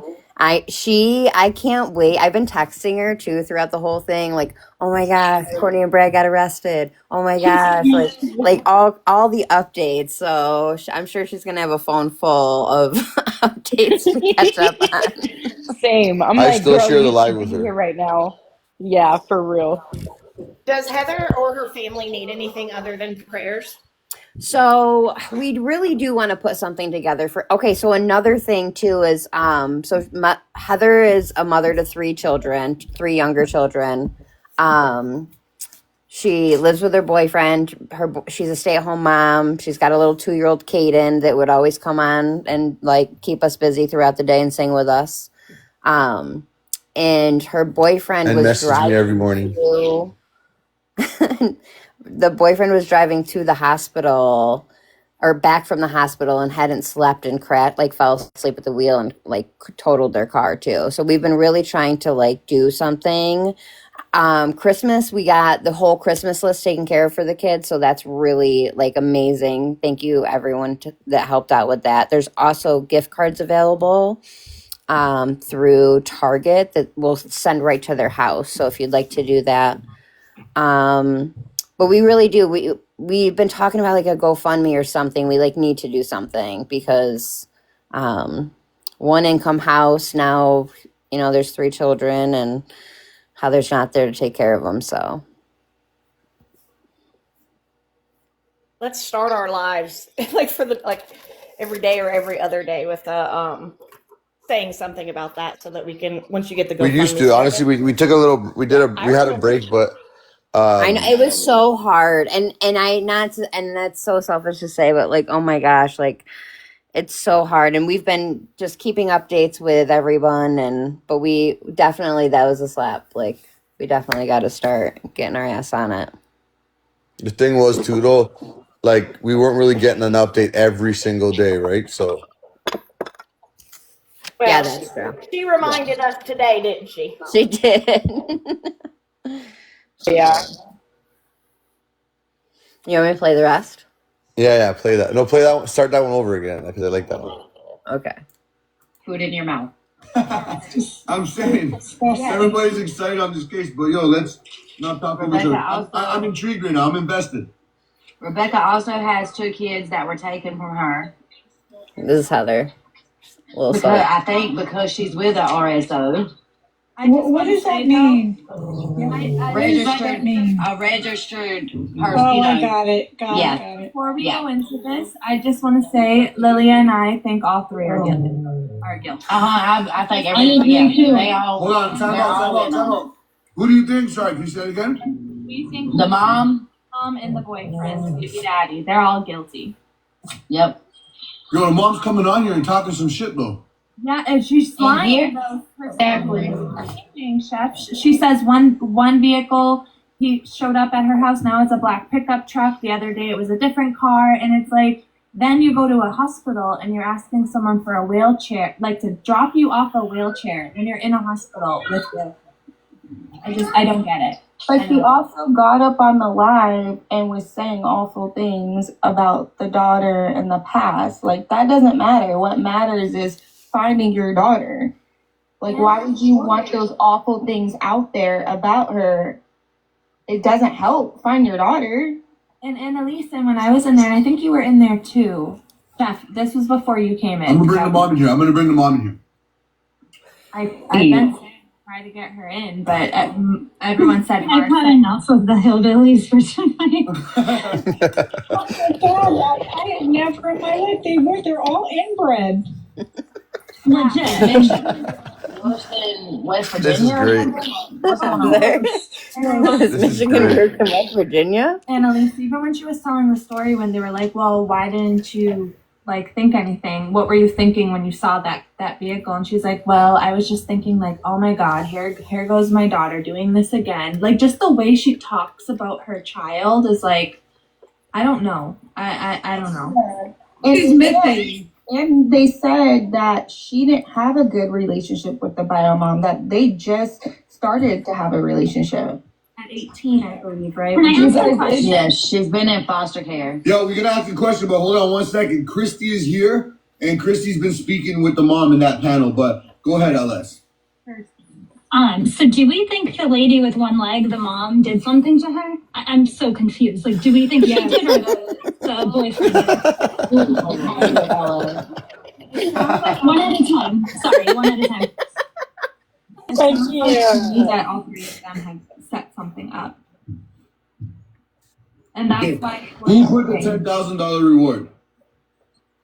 So that's when I came in. So when I came into the live, they were talking about the reward, and Courtney said to take the reward off of the flyers. And Munchie, she was asking why would you want the reward off of the flyers? Like, is this for legal purposes? That's the mom saying that?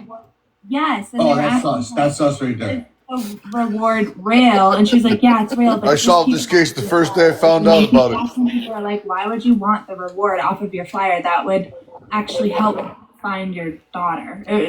It was so weird when they brought up the flyers, and she kind of twisted the tables, and she's like, well, now ever since the reward was there, only anybody cares about the reward. Yeah, she said that. No, from when you say that, you're fucking automatically fucking a suspect. Does she think the boyfriend's gonna snitch on what they did with the reward being up if he's a crackhead? But yo, hear me out. Don't say too much. Don't talk too much. Guys, don't rip on the mom so much, because if someone comes in, I'm gonna pick her brain. So if she knows that we think there's no brain there. See, this is called premeditated. This is what you call premeditated. This is fucking great, man. It's okay. Let him stay. Don't worry. Mars could come up with a box of empty. Relax. Don't worry. She's pointing the finger at Rich. Sorry, Annalise. Go ahead. The mom Courtney is pointing the finger at Rich. The whole life is pointing the finger at him. Right, and he's trying to get up on the panel so he can defend himself. Hold on a second. So even Rich. Time out. Get Rich. Hey guys, time out, please. So even Rich is on TikTok right now? Yes, they're both in that live. And they wouldn't let a lot of the family, friends, and Rich on that live. Well, I let everybody up. I let everybody up. I know you do. So name on here. Yo, share with them. I want to talk to Rich first. We had no idea. Bring in Rich because he was in there trying to defend himself, but people are like, "Oh, I'm not bringing him up." So Christy, go get Rich. Yo, we're gonna bust this case. You want me to tell you straight up?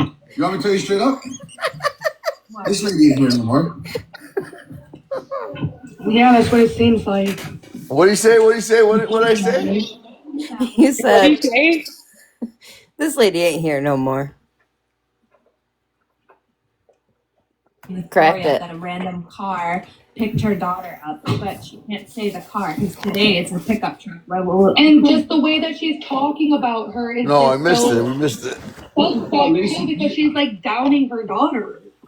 What do you mean? I know. I wanted to hear what I said there. You said what I said? Yeah, you said that lady ain't here no He's more. in there trying to defend himself, but people are like, "Oh, I'm not bringing him up." So Christy, go get Rich. This is great. You want me to tell you straight up? This lady ain't here no more. Yeah, that's what it seems like. Unfortunately. Where is Big Mama? And the baby. Yes. Sounds like they set something up and the mom knows about it, and that's why she keeps making the story up that a random car picked her daughter up, but she can't say the car because today it's a pickup truck.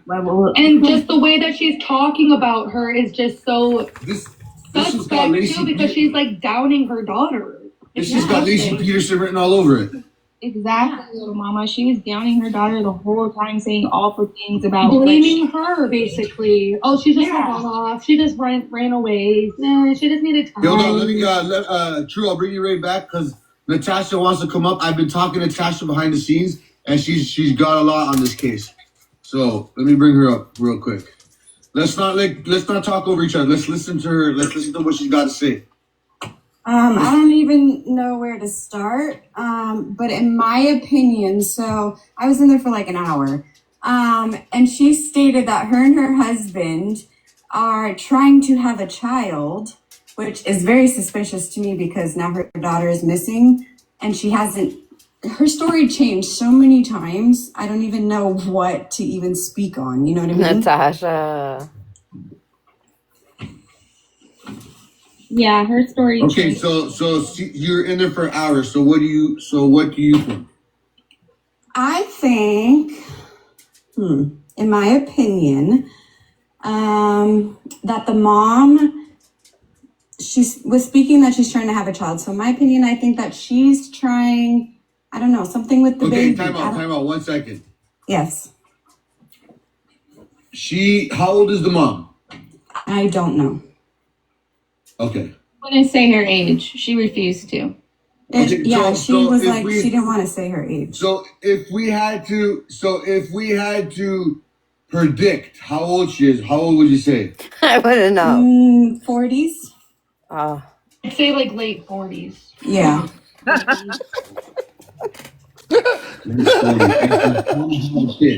That's what she About said. 74 based on her picture. If I'm correct, I think that's what she said. 43. Wait, I'm sorry. We thought she was 43 until the lie detector and test came out. Child 3 weeks ago or something. Yeah, she said, this is crazy. She Hey, said you that guys, this is when Chef's crew is currently in the war room. she had a baby in the NICU, and somebody this is us finding out about cases, like our first wheels turning. And the screenshots were like, he's getting better each day, et cetera, because the person asked how the baby was. And those were her responses. She said she denied it. She said that wasn't me. Yes, and then she got up there and denied it and said those are made up. I literally stuttered. 100%. Okay, sorry, I'm just making notes. So and the mom also is 43. Let me tell you this. She had an affair with her baby's mom. I don't know how long ago, or her baby's dad, sorry. Rich, this guy Rich. Supposedly they had an affair. I don't know when. And then $18,000 comes up, and I don't know. This whole thing is really weird. Like, she showed her a picture of a check that was $18,000 to make her come home or something, and then someone asked her about it, and she goes, "No, it was cash." I don't know. Her stories are all over the place. Terry. I think the mom knows exactly where her daughter's at, in my opinion. I think so too, and I think it's easy for her to point the finger at Rich because of his history and his problems. Mm-hmm. Okay, so right off the bat, guys, I'm like I said, I'm just gathering all this. Heather, Heather, I did this again. I ignored you on a pretty wild case. You can only cover so much in a day, right? And of course, the kids are like two missing children are the craziest thing on my mind. I got shared that live. I popped in there and I'm like, holy fuck, is this real life? Is this what people are doing now? Being whole suspects and having a whole situation happening, and they're just coming on nonchalant talking on TikTok? This shit's mad shit crazy. Anyway, I've been trying to tell you when it's something crazy. What I want to say is, number one, the biggest red flag right now that I'm hearing is she's okay with someone being two different people being on the RSO lists, okay? And secondly, why doesn't she want the $10,000 reward mentioned? Oh, there you are, Big Mama. Because she said they're giving false hope. People are calling in tips, and it's false hope. She wants to take it off. No. Yeah, that's what she said. That's not how this works. The only way this girl is still alive is if she literally took that money and ran, because She literally had a headache that night. But what money? And it's not looking. She went and got money. It was supposed to be like $2,000 cash. Mm-hmm. And Who got money? Rebecca, the missing girl. The only way she's still here is if she took that money and ran, and that's not what it's looking like happened. Well, then she's bringing up a rug house too. She said something about a rug house, and then the other girl in the box was like, "Oh, we checked on it. There was nothing there." I don't know. Her story's just. Well, the thing is like, if this person is missing in this county and people are looking for them, like police departments or whatever, if $2,000 was taken from somewhere, where did this come out of it? Was it a bank? Was it an ATM? No, was so it, she said it was supposed to be an inheritance from the grandma. Yes, it was she had to get it from $2,000 somewhere, right? Like, go withdraw it, go get it. That's what they were asking, and she never answered that question. She said, "I've been holding on to the cash since her and her sister sold some property of an inheritance, and she's been holding on to the cash for years." Yeah, bullshit. Absolutely not. She smoked it. She looks like a rug rat. No, I didn't look. I just could tell by her. Yeah. Wow, this is crazy. I told you. This is fucking crazy. Right? You should have been in there listening to them. It was mind blowing.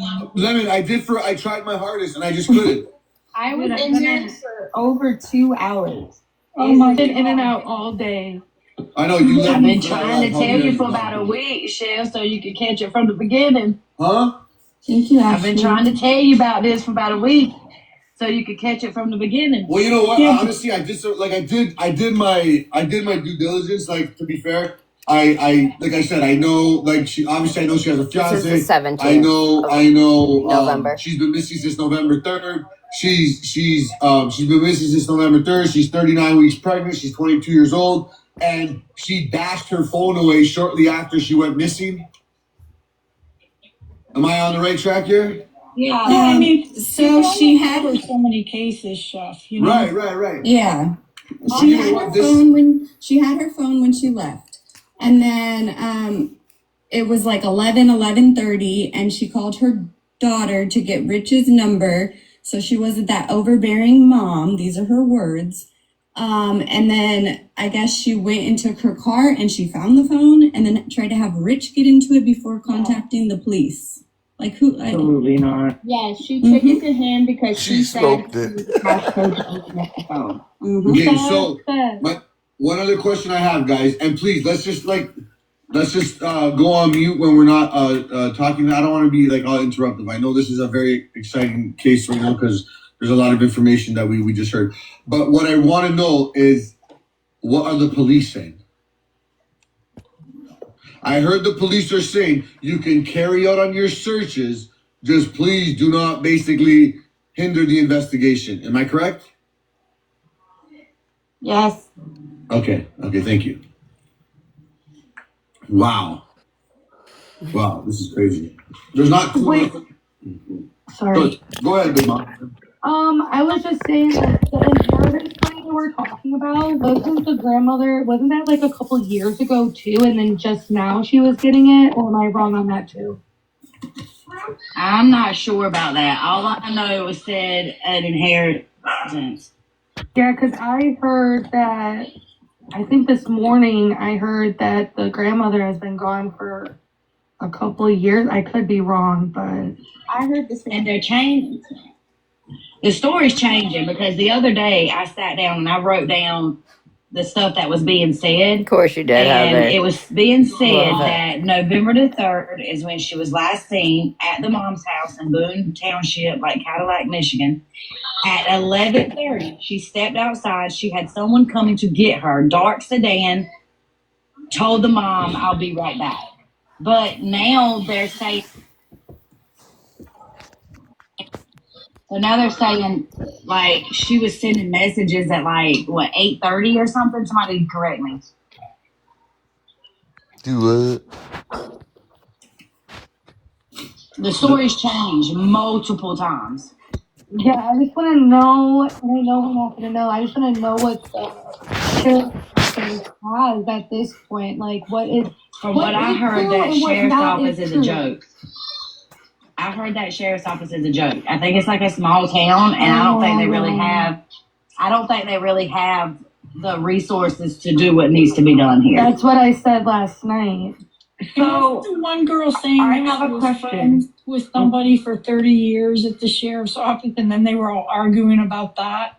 Yes, the mother knows the detective or whatever for like 20 years, she said, and he's really good, guys.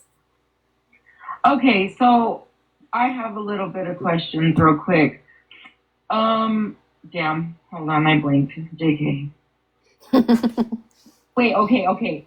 So from what we know right now, after a gardening Rebecca session. is pregnant, about to have a baby. Mom is going through treatment for fertility because she wants a baby. Also attached to that, we have a very large sum of money, we can assume, because this inheritance is being thrown around. Like, this is all very much motivational for a very jealous person that wants everything this person has. I'm scared that they did something to her to get that freaking baby, but I don't think that's true either. But it's just like I can't help but bring my mind to that. I don't know why. I think because that's what it's giving. Yeah, Allie, I heard her adopted mom has those 2 kids. Yeah. And that she has visitation. I'm going to say this. I don't think she would have made it to her due date, especially being on drugs. She's that baby. If she's alive, that baby's been born already. I just don't believe it. Yeah, but if she's only been missing since November 3rd, I mean, that's not that far off if she's due tomorrow. So either way, she was full term. So yes, right. I just feel like that baby would have came earlier than the due date. So is it an assumption, or is it fact that she was on these things while pregnant? Yes, she was on drugs. They've all said that. Even Well, Rich do said they they know? were Because all over. 39 weeks, you're ready to go. Like, do they Right. know? No. Tomorrow's her due date, Chef.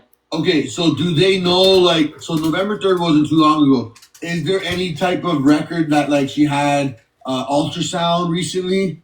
She went to the hospital recently, and I think she was like 1 centimeter dilated. Yeah, that's what the friend says. She was going in labor, but here I have this. Hold on, this was just sent to me. Yeah, and then that's when the mom was on her way to the hospital too. Then she forgot her wheelchair, and she told someone to go back home and get her wheelchair. I don't know why I'm sleeping so late. Mama, My early stages, Kelly, is I would really, I would be giving a polygram test to the mom and this rich guy. A polygram? And No, the rich is the rich. baby dad. Okay, that's Are you guys called in Canada? Because I Yeah. literally know nothing about this besides what you posted, Chef. So Kelly, well, let me ask you a question. How Shut do up. you feel with the mom and Schmurder? If I'm ever, this is new, so if I'm ever, please, and anyone here, I don't like spreading bullshit. So if I'm wrong, please correct me. I'm back. Can you tell me before you even state your opinion? We need to get that from the person that's actually getting sent that. That's what they just said. Isn't that what she just No, said? the friends are saying that. Because those people have came out saying that he's been asking them for photos. Oh shit! Amy said that he admitted it. Yes, it's a whole thing. That's what I'm saying. This case just gets wilder and wilder. Wow. The thing about the reward is Sending my girl law enforcement. So there was like 50 people talking at once over there, the live I just got off of. But my understanding of it is because of legal purposes, the reward was removed from the Devin and the Missing flyer, and I don't think it's on any other flyers that are from an actual 501c3 missing community group. But they have to send it through law enforcement and confirm because of legal purposes. Because if it comes out that, say, Jane Doe calls in and, finds Rebecca, she's here, and then the reward doesn't exist, then you get into legal issues.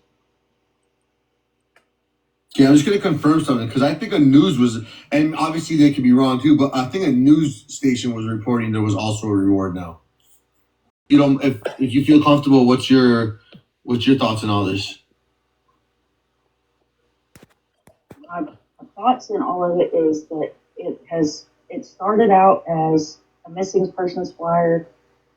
A handful of us shared it out, and then you had other people that got involved, and friends and family and everybody that started coming up and talking, and all the past and all these things got brought out, and Rebecca's been lost in the mix. Like, she should be who everybody's looking for. And I know that as human beings, we want to know all the meat and potatoes. We want to know everybody's business and all the things. But some of the things that were said on the live that Rich was in is things that should have never been put out publicly. And that's from a missing persons advocate point of view. Some of the things that were said will cause people in certain communities not to share her flyer, not to share her story. And when cases get all messed up and muddied, watered like it is, there are advocates, incredible creators that will step away from the case. You might see a video come up that says, hey, this is an update, but that person's not getting the exposure that they should be getting. She's due tomorrow. She's 22 years old and pregnant and missing. And I think she's got lost in the mix of everybody wanting to put their story in and their 2 cents in. And,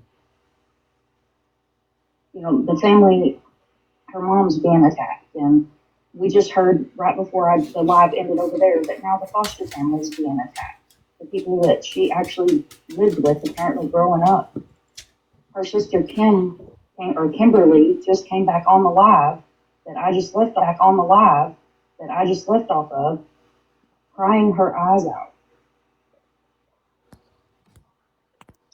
It just breaks my heart. It absolutely breaks my heart.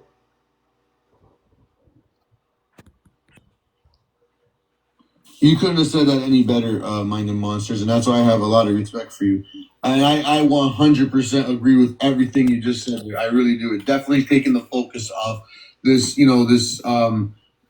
this first and foremost. I mean, I know my wife went through it with our twins. Like, postpartum can actually even be before you actually have the child. We know this as moms, as you guys know this as well. So there's a lot going through that woman, regardless of her abuse of whatever she's done and continuing to be a part of. It's tragic, it's unfortunate, and I totally agree with you.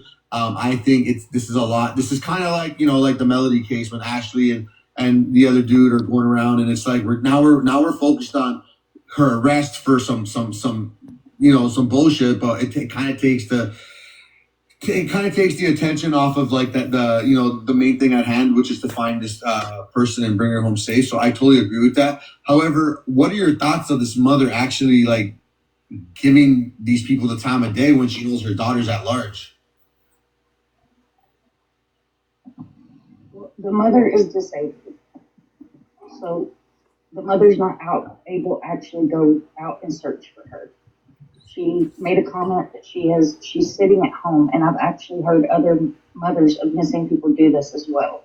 She's sitting at home hoping that if Rebecca shows up, she doesn't miss her with being at home. And what a lot of people don't understand is that a lot of times law enforcement will ask the family not to search, and that's generally for two reasons. They don't want the family to walk up on something that they'll never forget.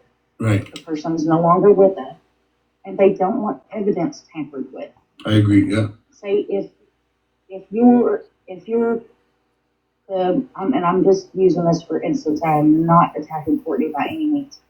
You're the mother of a missing person, and you're the cause of that person going missing. You go out, you help in a search.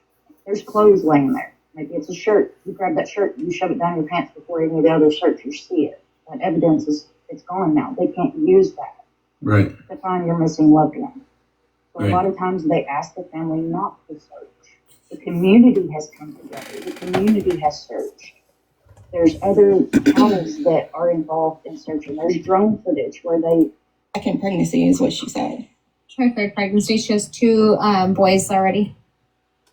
We're like, well, why would she do that? And she's like, because she's probably having like a bipolar episode. Those were her exact words. Yeah, she was talking like just like that, like, and the way she explained how she thought like, oh well, there goes my daughter doing this again. She's just gonna Criminal act conduct third degree. And Like her best friend's going through that type of shit, and her Melody Buzzard. I feel like, if anything, the grandmother may have been threatening that. You guys on the weekend. This is the type of kid that I'm trying to reach out to the mom, but I don't know. She's just not having it right now. She's probably going through a lot. But if y'all can help me reach out to her, I know she's around. I really want to put the biggest smile on this child's face for Christmas. So she's definitely on one of the top of my list of Amari people Jones that need, and I get it. She's got a good support team right now, and that, but definitely, This little girl had that. And it's a Christian school. The only good thing with my beats was if I was sitting playing. And it's crazy that these basketball players are just athletes in general, bro, just doing business with them. You know what I'm saying? But they don't know the degree that. That was good, man. That was good. I wanna close out the night by playing this thing on on Law and Crime, and then I'm gonna shut it down. But I'm gonna check it out. Kelly, thank you very much for that. I appreciate you, man. Sorry, I didn't even know I was in the box. Oh, you're good. Just want to play this thing, and then I'm gonna shut her down. Allie, I see you up here. Did you want to add something? Does Allie know she's up here?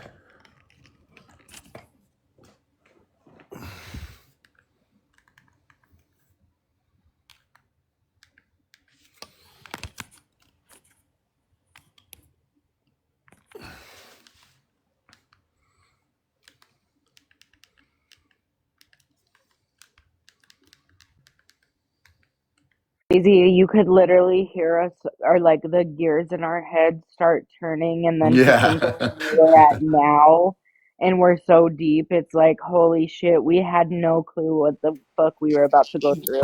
Literally. It was good to hear Heather though. It was. I know that you're right. It was That good made my to, night. I literally did. yeah, it really did. I was cleaning my car and I'm like, that's my Heather. Yeah.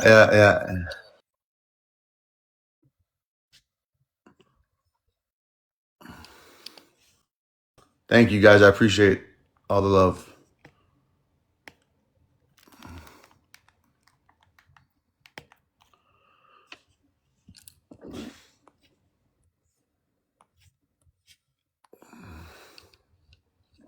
Remember to sell your tickets, Do you want me to? guys, too. Yeah, I was just about to ask that. Yeah, thank you. We're still alive. We're still alive. Send your tickets and Life Well, the Festival. votes look like they're shut down right now. Oh, never mind. KK. I didn't think they shut down, did they? Only when it's on like a break between rounds. And Yeah. steal her unborn baby. And once they were caught, did they turn on each other? Did Rebecca Park's own mother, Courtney Bartholomew, and her stepfather, Bradley Bartholomew, plot to kill her and steal her unborn baby? And once they were caught, did they turn on each other with horrific confessions, each blaming the other for the stabbing and the brutal cesarean section? There is shocking new information that we have obtained from court documents that lay out a nightmarish he said, she said between Bradley and Courtney that you really have to see to believe. We're going to break it all down for you right now with former state attorney Dave Arenberg. Welcome to Sidebar, presented by Law and Crime. I'm Jesse Weber. Okay, I gotta say this real quick. So we use something here at Law and Crime that can actually be very useful. Was 38 weeks pregnant when she was reported missing in early November. And what police describe as a desperate missing persons case is alleged to have quickly spiraled into a nightmare of murder, lies, betrayal. The charges, as filed by prosecutors, this is what it alleges: that Rebecca's body was found weeks later in a wooded area. An autopsy cited in the affidavits indicates that she had been stabbed multiple times and her baby had been cut from her womb. The investigation, according to the court documents, led detectives through a tangled web of family drama and secret relationships and what they characterize as a flood of deliberate misinformation. Now, initially, the investigative focus turned to Rebecca's own sister, Kimberly Park, who first reported her missing. The affidavit for Kimberly's arrest shows that her story kept on changing. She eventually allegedly admitted to lying to police, stating she was fed false stories by Rebecca's boyfriend, Richard Fowler, to throw suspicion onto their biological mother, Courtney Bartholomew, and her husband, Rebecca's stepfather, Bradley Bartholomew. Now, Kimberly's arrest affidavit includes her alleged confession that Fowler told her he killed Rebecca. But crucially, those specific murder allegations against Fowler appear to have gone nowhere. The murder charge that he was initially facing, open murder, that seems to have been dropped. The case against him seems to have stalled. At least for now, he is facing drug charges, but authorities say it's Courtney and Brad who are responsible. According to detectives, this was just the first layer. The more severe allegations are in the charging documents for Bradley and Courtney Bartholomew. They're both charged with first-degree murder, torture, unlawful imprisonment. There's other charges as well. The probable cause affidavits supporting those charges are chilling, to say the least. They allege a story of premeditation, of a plan to get Rebecca to their home. The documents detail how, according to the conflicting accounts that Bradley and Courtney later gave police, that Rebecca was put into a truck, driven to a remote trail, stabbed, and then, while she was there, allegedly still alive, subjected to basically a cesarean section to remove her baby. The baby, the documents state, did not survive, but the baby has not been found. And a particularly shocking element within the affidavits in the description of Bradley and Courtney once in custody, this is immediately now, they're turning on each other in separate interviews. They're pointing the finger at one another. Their recorded statements, as summarized by detectives, it presents this macabre he said, she said, each blaming the other for the stabbing and for cutting the baby out. One claims it was revenge plot against Fowler. The other claims it was about stealing the baby. The detectives' notes from those interviews lay out what they describe as a scene of cruelty. So the allegations present a scenario involving a murdered young mother, an infant removed from her womb, dead, a sister who confessed to lying to police, allegedly, a boyfriend implicated by others in the cover-up, and the birth mother and stepfather seemingly accusing each other from their jail cells. So you want to see how detectives allege that they pieced this whole case together? I know it's complicated. Well, the court documents, especially those probable cause affidavits, provide their raw, unfiltered narratives. It's all in the documents to help us make sense of this, or try to make sense of this legal maze and the shocking allegations. We're bringing in somebody who has spent his career in the trenches of cases like this, former Palm Beach County State Attorney Dave Arenberg, who's with me on set. Dave, thanks so much for coming on. Appreciate it. First of all, before everybody knows, I think everybody loves the work that you do. You have a Substack as well. Thanks, Jesse. Right? Yeah, Dave Arenberg, DaveAronberg. I'm on Substack. And I call myself the Florida Lawman. And I appreciate the plug. Also, you can find me doing videos on YouTube for Legal AF and Midas Touch Network. This is why we love you. You know, I mean, you have a great expertise in this, trying to sort out what is a complicated case. I want to start here. So with the first person arrested in this case, it wasn't for murder. It was for allegedly lying to authorities. We're talking about Kimberly Park. This is Rebecca's sister. She was the one who originally reported her missing. But according to her arrest affidavit, it says that Kimberly was communicating with the detective throughout the investigation. But then, on a social media live broadcast, she accused her mother, Courtney, and stepfather, Bradley, of being involved. And when police interviewed her about that, she gave them a detailed story that it was Courtney and Bradley that had struck Rebecca in the head, caused a seizure, and then had a friend come take the body away. But the affidavit states that just days later, after Rebecca's body was found, Kimberly apparently changed her story entirely in an interview. I want to look at that document. It quotes her new statement, quote, Park identified that on Tuesday, November 4th, 2025, while she was at Richard Fowler's home, he told her that he killed Rebecca Park and that he wanted to protect Kimberly by not sharing details with her. Park said that Fowler had also been encouraging her to mislead the investigation, and it was the reason she was sharing misleading information on social media live broadcasts. And she also allegedly said that Rebecca was stored in another location, but apparently law enforcement looked into this. There was nothing to back it up. Dave, this is like a complete 180, and it's confusing why she would allegedly lie. Yeah, perhaps he was trying to protect her mother at one point, but then the stories keep changing and you wonder if there's some mental issues with the sister. This is going to be a problem for prosecutors in that you have all these moving parts, these different people who keep... Go ahead, Kayla. I just got an update from the agency, and the reason why gifts get suspended is when we watch another screen of something pre-recorded like court. And I was like, that's crazy. We're doing it right now. So it's not even people recording us. It's the TikTok AI filter thing but it will just be that 10 minutes gift suspended, but it's from exactly this. It's because it's copyrighted. Okay, well, this is short, so let's finish playing it anyway. Thank you, though. The little freeze. Yeah.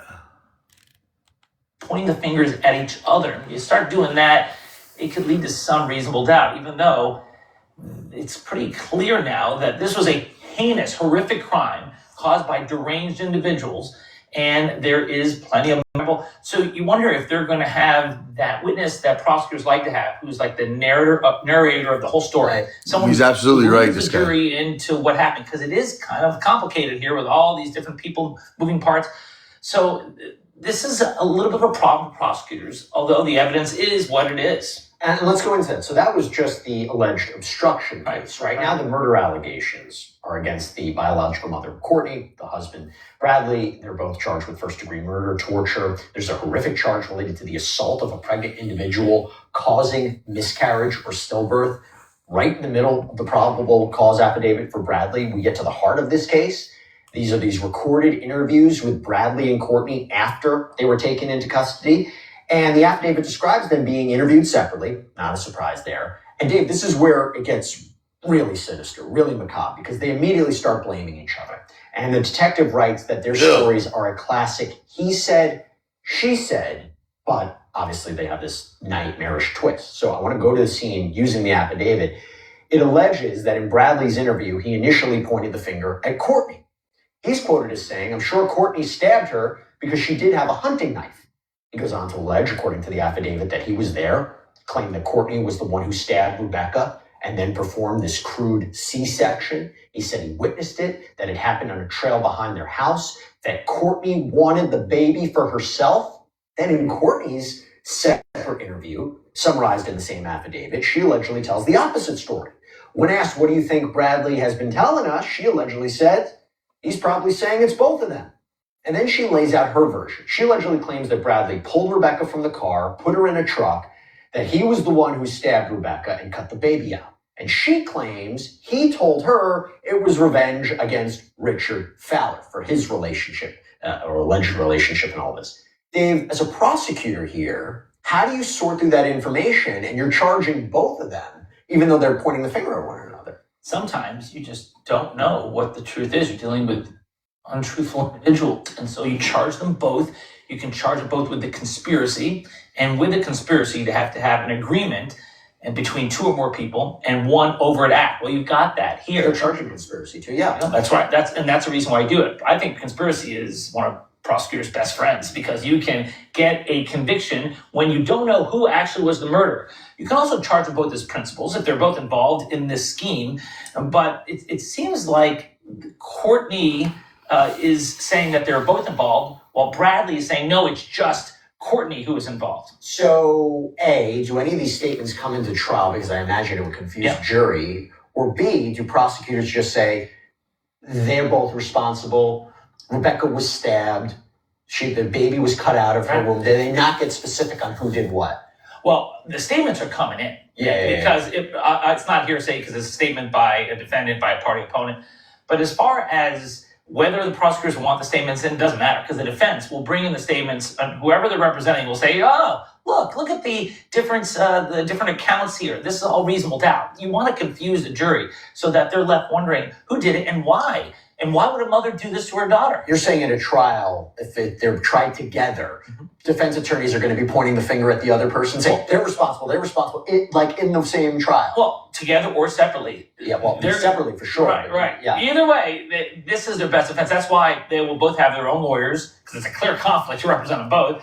And they're both going to point the finger at each other. That's their best defense. And now you have the added specter of the daughter, the sister of the victim, who was saying, well, no, it was Fowler who did it. Fowler who did it. So now you've got three potential suspects for this murder. That's why the conspiracy is crucial for prosecutors, because you don't have to identify who it was who killed her. And I want to go into the detective writing about the evidence that they were collecting that they say contradicts their early stories, supports elements of the crime. So, for instance, the document states that early on, Courtney told police that Rebecca left her house in a mysterious black sedan with tinted windows. It was a story that sent investigators essentially down a false lead because later in an interview, the affidavit quotes her admitting, Courtney confirmed for Detective Lieutenant Pisker that the story about the black car was made up and never happened. And the affidavit also details what detectives call consciousness of guilt actions. It states that a state trooper, while securing their home,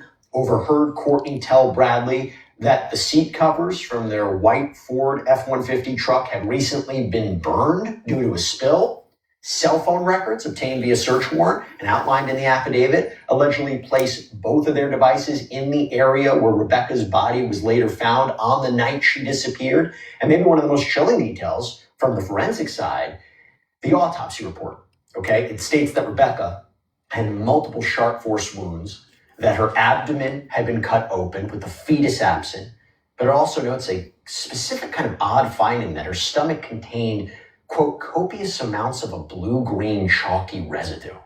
Dave, it's clear she was killed. She was brutally killed. The baby, I think by all accounts is dead. They don't know where it is, or we don't know.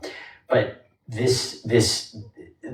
forensic evidence, the actual evidence here, what does that tell you about the story? Well, it's going to inflame the jurors. The jurors are going to be outraged when they hear that you have a baby killed in this way and the mother's stomach cut open. I mean, they're going to want to find someone guilty. So that helps the prosecution. The problem is that although these defendants don't seem to be very bright, quite frankly, they may be crazy like a fox in that they may luck into getting reasonable doubt because there's so many different explanations. There's so many different people to point fingers at, whether it's the sister, the Fowler, whether it's the boy, the husband, or the mother. There's so much going on here that you need to focus the jurors, keep their eye on the ball, that you don't need to identify who killed them. You just have to identify that there was a murder and that there was an agreement. Perhaps the fact that they were there at the same time, that tells you a lot. What was he doing there? The mother's husband, what was he doing there unless he was involved in it? He was just an innocent bystander? And it's really confusing because there's these allegations like, why would he get involved? Well, Fowler, there's been allegations that he was romantically involved with multiple women in this case. Right. Both sisters. So, yeah, and I think that, this is idea of like, oh my gosh, was this a revenge plot of some sort? Or did Courtney want the baby for herself in a twisted kind of... But you hit on that. That's important because the jurors want to know the why. That's the thing. They don't have to. The why motive is not an element to a murder case, but jurors want to know. And that's a compelling reason. You have this deranged mother who wants the child for herself. It's like out of a horror movie.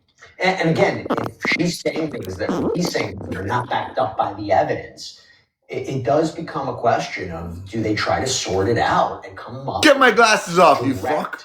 Clear narrative of what happened to Rebecca and this baby to tell the jury? It depends on the evidence. Yeah. If it's pretty clear that you can focus on one person, the evidence points Oh my to God. that. We don't have all the evidence available to us.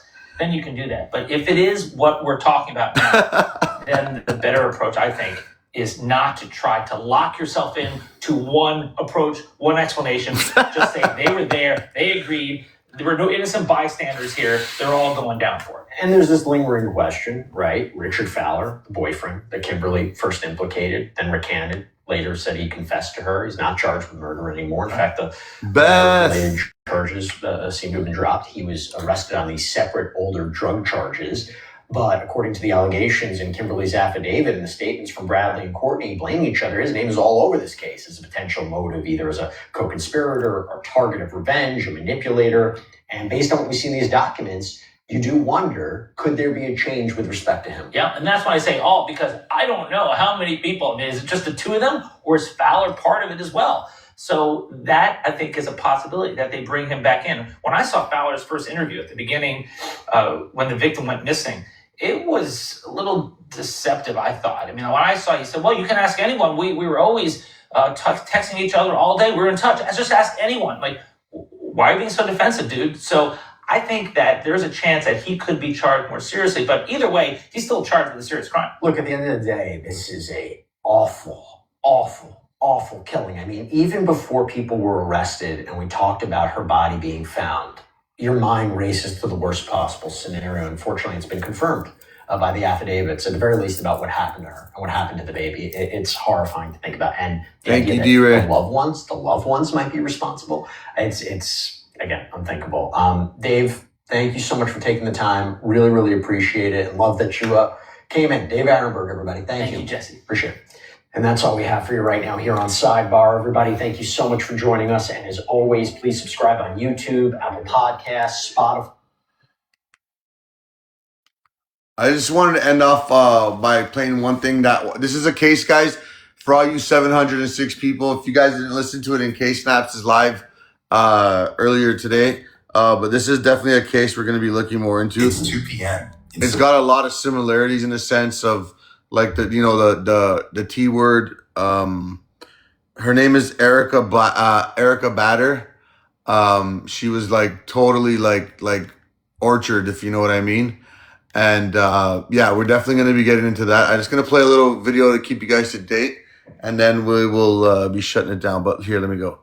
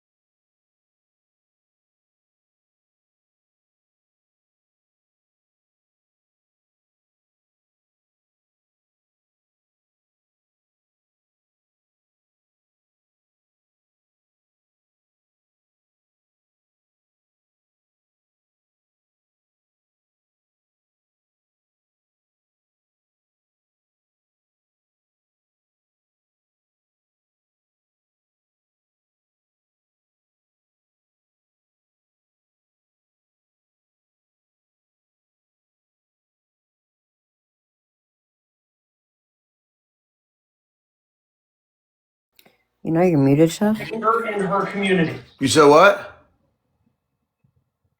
Just wasn't sure if you knew you were muted. Yeah. I'm just gonna play this because this is the case we're gonna get into now. This one's sick, man.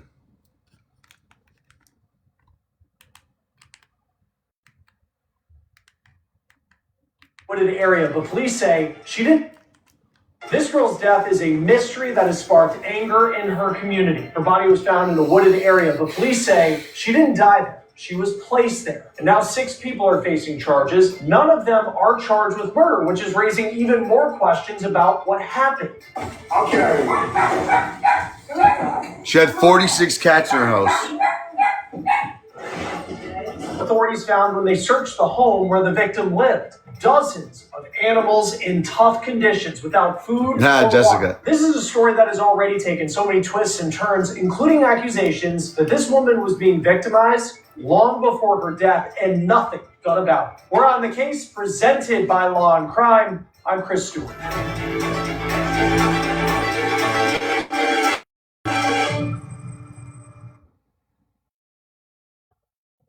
Sorry, guys. That was old.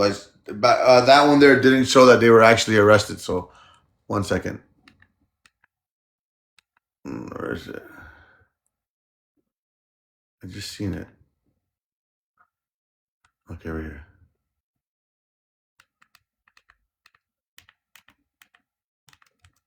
In Pawtucket, Rhode Island, a place joggers tend to avoid once autumn strips the trees bare. A state trooper's flashlight cut across the ground like a blade. The air was still, the forest empty, and the only sound was the quiet crunch of dead leaves under boots. This wasn't a park or a recreational trail. It was a neglected edge of the city, a strip of land that acted as a dense, natural screen behind a residential area. It wasn't the kind of place where people simply stumble upon tragedy. For more It's true driving you stories crazy. like this, Center the camera. hit the subscribe button. But on the morning of October 27th, 2025, that's exactly what happened. The call had come in just after sunrise. Someone had reported what looked like a person down in a wooded area behind a residential stretch. By the time investigators from the Pawtucket Police Department arrived, they already suspected this wouldn't be a natural death. And within minutes, that suspicion hardened into certainty. A young woman lay on the ground, partially concealed by branches and debris. The scene looked wrong, too staged, too quiet. It lacked the visual trauma of an outdoor struggle or the disarray of an accidental death. A perimeter was immediately secured, and the multi-agency investigation began to form, pulling in detectives from the Central Falls Police Department and the Rhode Island office of the Attorney General. The complex nature of the scene demanded an immediate, collaborative response. That woman was 24-year-old Erica Bader of Central Falls, Rhode Island. And from the very beginning, investigators understood one thing. Erica did not die here.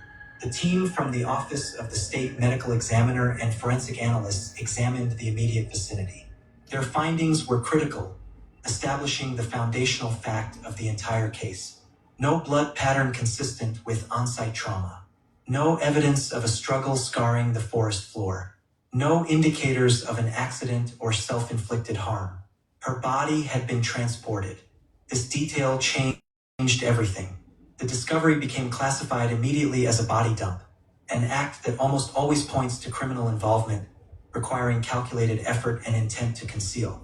Pawtucket was the discovery site, but the true crime scene, the location of death, was elsewhere. This simple forensic truth transformed the search. A place that would soon become the epicenter of one of Rhode Island's most disturbing multi-suspect cases in recent history. To understand the story before the public ever learned her name, you have to understand the young woman at the center of it. Erica wasn't someone who regularly made the news. She wasn't wealthy, powerful, or connected to any headline-making world.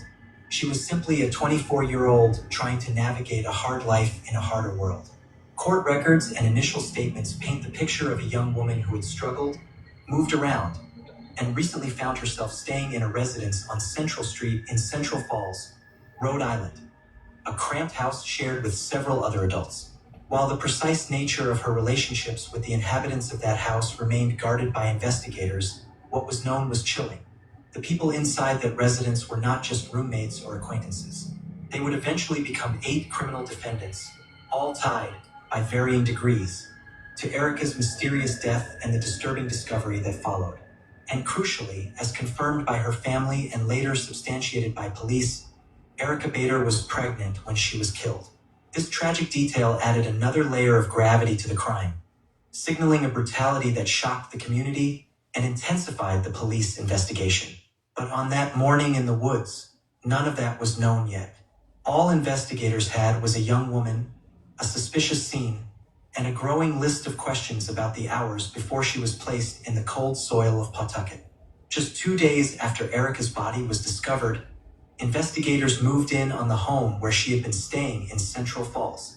It was a multi-unit building, cramped and worn, the type of place that looks quiet from the street, but holds secrets behind every peeling layer of paint.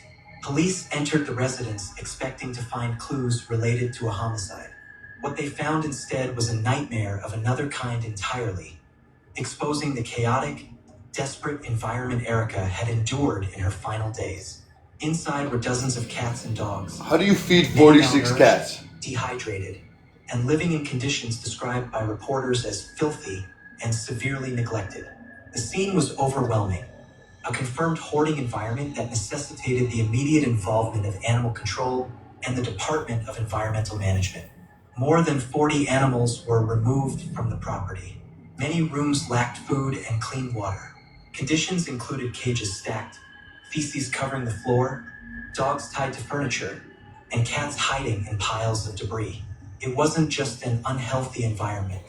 It was a dangerous crisis level one. And this was the same environment where Erica had been living, the same place where police suspected the crime had been committed.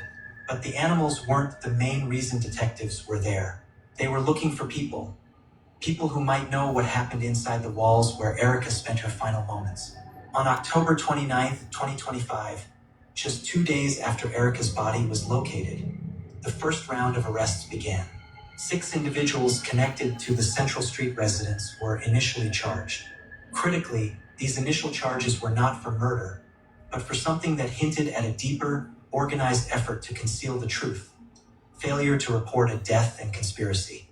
Those arrested included 34-year-old Brittany Turpinning, identified in court documents as one of Erica's roommates. Turpinning and others faced charges that directly implied complicity and silence. A charge of failure to report a death is a powerful legal statement. It means authorities believe multiple people witnessed or discovered a death, knew it happened, and collectively chose not to contact authorities. That alone confirmed that the people inside the house were aware of Erica's condition at some point and stayed silent as her body was moved. But the evidence investigators would uncover next would take this case far beyond simple failure to report.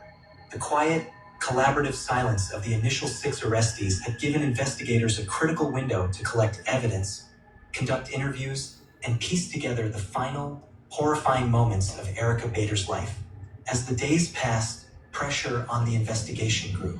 Rumors, fueled by statements from Erica's family, circulated in the community that she had been held against her while inside the Central Street house and harmed before she ever reached the Pawtucket woods. Still, at this stage, those remained claims, not confirmed law enforcement facts. And then, on November 25th, 2025, the real bombshell hit. Because the moment investigators returned to Central Street with a new set of warrants, the case transformed completely. From a suspicious death with 6 silent bystanders into a full-scale homicide investigation with 8 criminal defendants, several facing the most serious charges the state can file: murder and kidnapping. For more true crime stories like this, hit the subscribe button. Who were the people inside that house, and what were they hiding? Because once detectives stepped off that wooded trail and walked through the doors of 268 Central Street, they realized something instantly. This wasn't just a place where Erica lived. It was a place where something had gone very, very wrong. Central Falls is one of those tightly packed New England cities where homes sit close, neighbors know each other, and most houses blend into the quiet wear and tear of old mill towns. But investigators noted almost immediately that this specific residence stood out, and not in a good way. Paint peeling, windows blocked, trash stacked near the porch, Neighbors later told reporters they always knew the house wasn't right, but nobody could have predicted what officers were about to walk into. Earlier, police had confirmed that the body recovered in Pawtucket belonged to 24-year-old Erica Bader. That alone was a shock, but the discovery of her body didn't answer the biggest question. Why did she end up there? To understand the timeline, detectives needed to retrace Erica's last known movements. Every lead brought them back to one location, the house on Central Street, the place where Erica had been staying before she disappeared. Detectives didn't know what they were walking into. They expected a possible scene related to a suspicious death. What they found instead became a subplot that exploded into its own crisis. The first thing that hit them was the smell, thick, sour, unmistakably tied to animal waste and severe neglect. Rooms were cluttered wall to wall. Half-eaten food containers, broken furniture, and clothing piles created makeshift paths through the home. It was a hoarding environment so extreme that officers had to maneuver sideways to get through some of the rooms. And then they saw the animals. Not one, not a few. More than 40 cats and dogs were discovered living inside that small space. Many were malnourished, trembling, or dehydrated. Some were hiding under furniture. Others were trying to approach officers as if begging for help. There were no visible food bowls, no clean water sources. The Boston Globe later described the conditions inside as dangerous and unsanitary, a place unfit for humans or animals. This wasn't just a messy house. It was a crisis scene. As officers continued deeper inside, they found something else. Something that shifted the entire direction of the investigation. Evidence that Erica had been there recently, her belongings, personal items, and indications she never left that house on her own. 2 days after Erica's body was found, the investigation swept up 6 people connected to the residence. Brittany Turpinning, 34, Erica's roommate, facing a domestic assault felony charge. 5 others, all charged with failure to report a death. But here's the detail that caught the public off guard. None of them were charged with murder at that time. Not one. Reporters initially thought this might be a case where someone died during a medical emergency, and people panicked instead of calling 911. After all, the early charge, failure to report death, often appears in cases where individuals discover someone deceased and try to hide it out of fear rather than malice. But that theory didn't last long, because behind the scenes, investigators were quickly piecing together evidence that suggested something much darker had happened inside that house. While police continued digging through every corner of the property, members of Erica's family were desperately trying to understand what happened.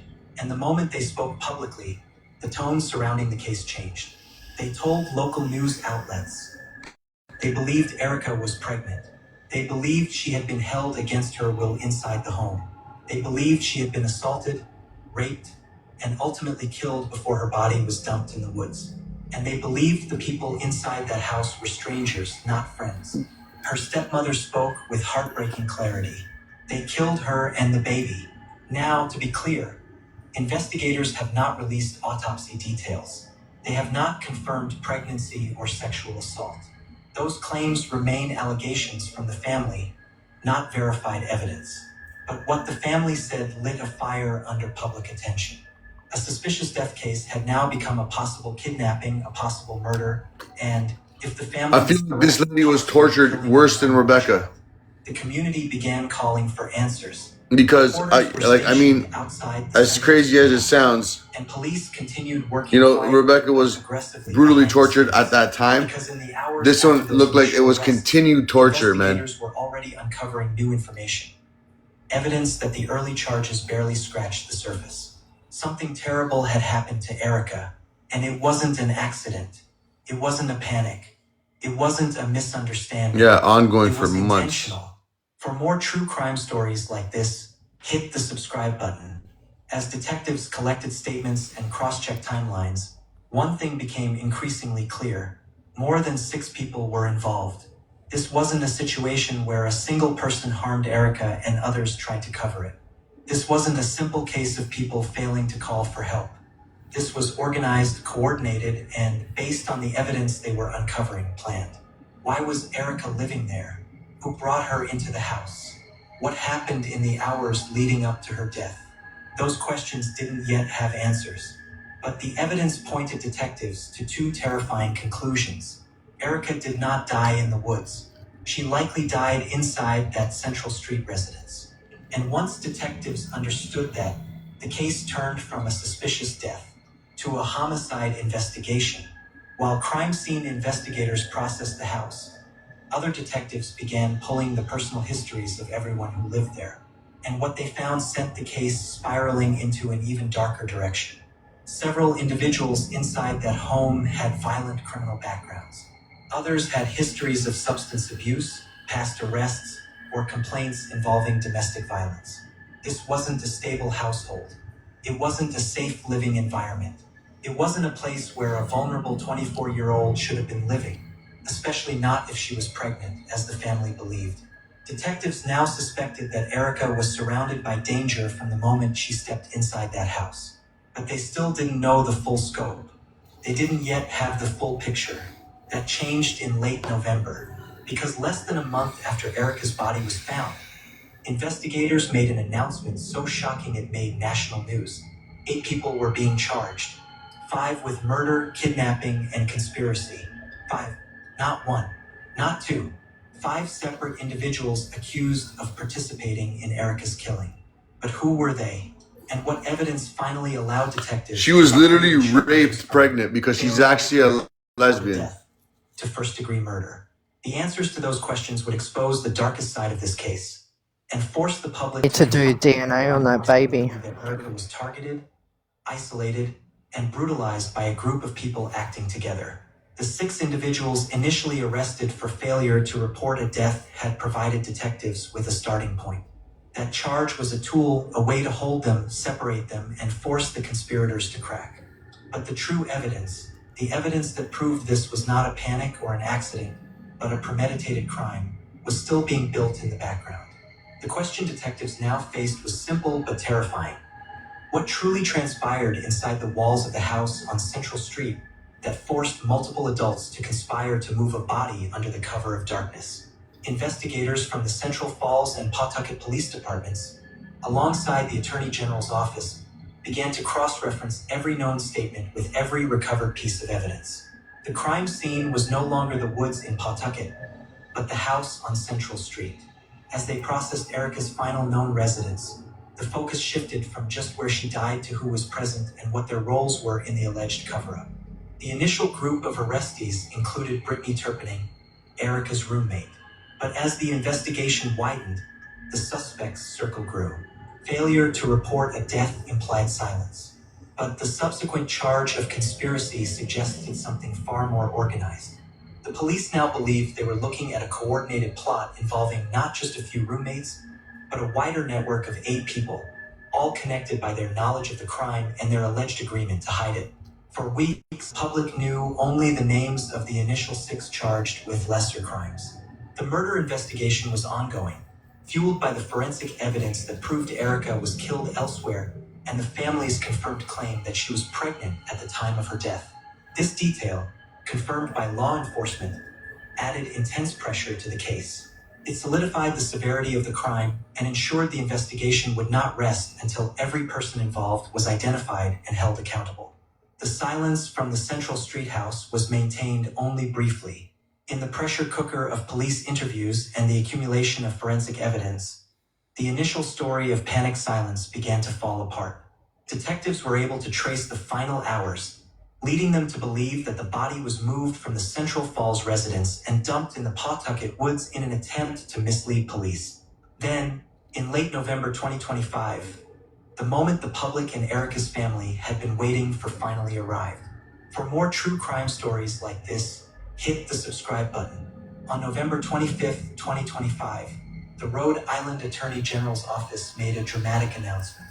The case had exploded. The charges against the initial group were superseded, and 2 new individuals were added to the list of defendants. The number of suspects now stood at 8, and the charges were no longer about failing to make a phone call. They were about homicide. The 8 defendants were divided into 2 groups, revealing the hierarchy of culpability investigators now alleged. Group 1, charged with murder, kidnapping, and conspiracy. Andrew Cornell, 28. Joshua Brunel, 35. Elizabeth Durand, 41. Stephanie Blester, 37. Brittany Turpinning, 34. Group 2, charged with kidnapping, conspiracy, and failure to report a death. Christopher Kordaluski, 22. Joan Miller, 26. Cheryl Blakely, 36. The scope of the alleged crime was now clear. 5 individuals were directly accused of participating in the killing. 8 individuals were accused of being involved in the kidnapping and conspiracy surrounding the death of Erica Bader. This was not a solo crime gone wrong. This was an alleged group action organized and executed by 5 killers and 3 accomplices, all connected to the house on Central Street. The inclusion of kidnapping was particularly disturbing. It confirmed the family's earlier fears, suggesting Erica was held against her while inside the house before her death. This wasn't a spontaneous argument. It was an alleged confinement leading directly to murder. With the new charges, the legal fight began. All 8 suspects were being held without bail, none having entered a plea. The court documents, now sealed and complex, would eventually reveal the motive and the exact mechanism of death. But the structure of the crime was now in the public record. The 8 individuals who were supposed to be roommates, neighbors, or acquaintances of Erica Bader were now alleged participants in her murder and the systematic attempt to cover it up. The woods didn't kill her. They were simply the final, quiet resting place chosen by the people who allegedly did. The full truth of why this conspiracy formed, what the motive was for the kidnapping, and the full details of Erica Bader's final, terrifying moments inside the house on Central Street. The next phase of the case would move into the courtroom. And when the sealed court documents finally emerge, they will reveal the horrifying specifics of the conspiracy, the evidence used to charge these 8 people, and the disturbing details of what led to the death of 24-year-old Erica Bader and her unborn child. What did those court documents reveal about the motive? And what was the horrifying timeline that led to the death of Erica Bader? The moment the final charges were filed on November 25th, 2025, the case against the 8 individuals connected to the Central Street house moved from the detective's file to the courtroom. This was no longer an inquiry. It was a prosecution, alleging a wide-ranging conspiracy that led to the murder of Erica Bader and her unborn child. The shift in charges was the breaking point. The initial silence and the lesser charge of failure to report a death were replaced by the terrifying severity of murder, kidnapping, and conspiracy. Investigators, by dividing the suspects into 2 groups, revealed the extent of the alleged involvement. The facts confirmed that the state believed the crime was collective, with defined roles. 5 individuals were charged with the most serious crimes, indicating the state believed they were directly responsible for Erica's death and confinement. Andrew Cornell, Joshua Brunel, Elizabeth Durand, Stephanie Bletzer, and Brittany Turpinning. 3 individuals faced charges for their alleged roles in the confinement and the subsequent cover-up. Christopher Kordaluski, Joan Miller, and Cheryl Blakely. Their charges of kidnapping, conspiracy, and failure to report a death I'm just gonna play the latest update, guys. I'll just show you guys right now. 1 second. Yeah, it's just messed up, man. She was straight up fucking like orchard, if you know what I mean. Like disgustingly. I know a bunch of you guys got better information today because you guys were already going down the rabbit hole here. But did we find out what happened in court today? All of it was just a status hearing, but a lot of them go to pretrial assessment like within the next month. February, right? Oh, is it next month? There's some in December, but there's a couple in February as well. It sounds like all the documents are being sealed, though. It's what it looks like. You know what, man? I have reason to believe there might be more than just her out there. It sounds like maybe they were selling her. Yeah, it was just straight. Sorry, go ahead. No, go ahead. Found out today is that this Elizabeth lady was basically like keeping everybody in the home that was getting a disability check. So like I don't know if you guys have seen the cases where like the elderly will be held or something, but like she was essentially like trafficking them for their disability check, but also like allowing people to like do things to her. Here, I'm gonna just play this 1 second. Found in the woods in Pawtucket in October. They were all in court. So was NBC 10's Molly Levine, live with us tonight. Molly? Well, Gina Patrice, it's still unclear what exactly went on in that Central Falls home that Erica Bader was living in, but we do know several of the people that were apparently living with her there were arraigned in court this morning. They faced a judge with charges in connection to her death.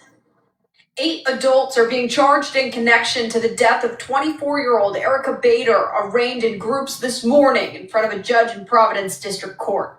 5 were arrested on murder, kidnapping, and conspiracy charges. 28-year-old Andrew Cornell, 35-year-old Joshua Brunel, 41-year-old Elizabeth Durand, 37-year-old Stephanie Bletzer, and 34-year-old Brittany Turpinning.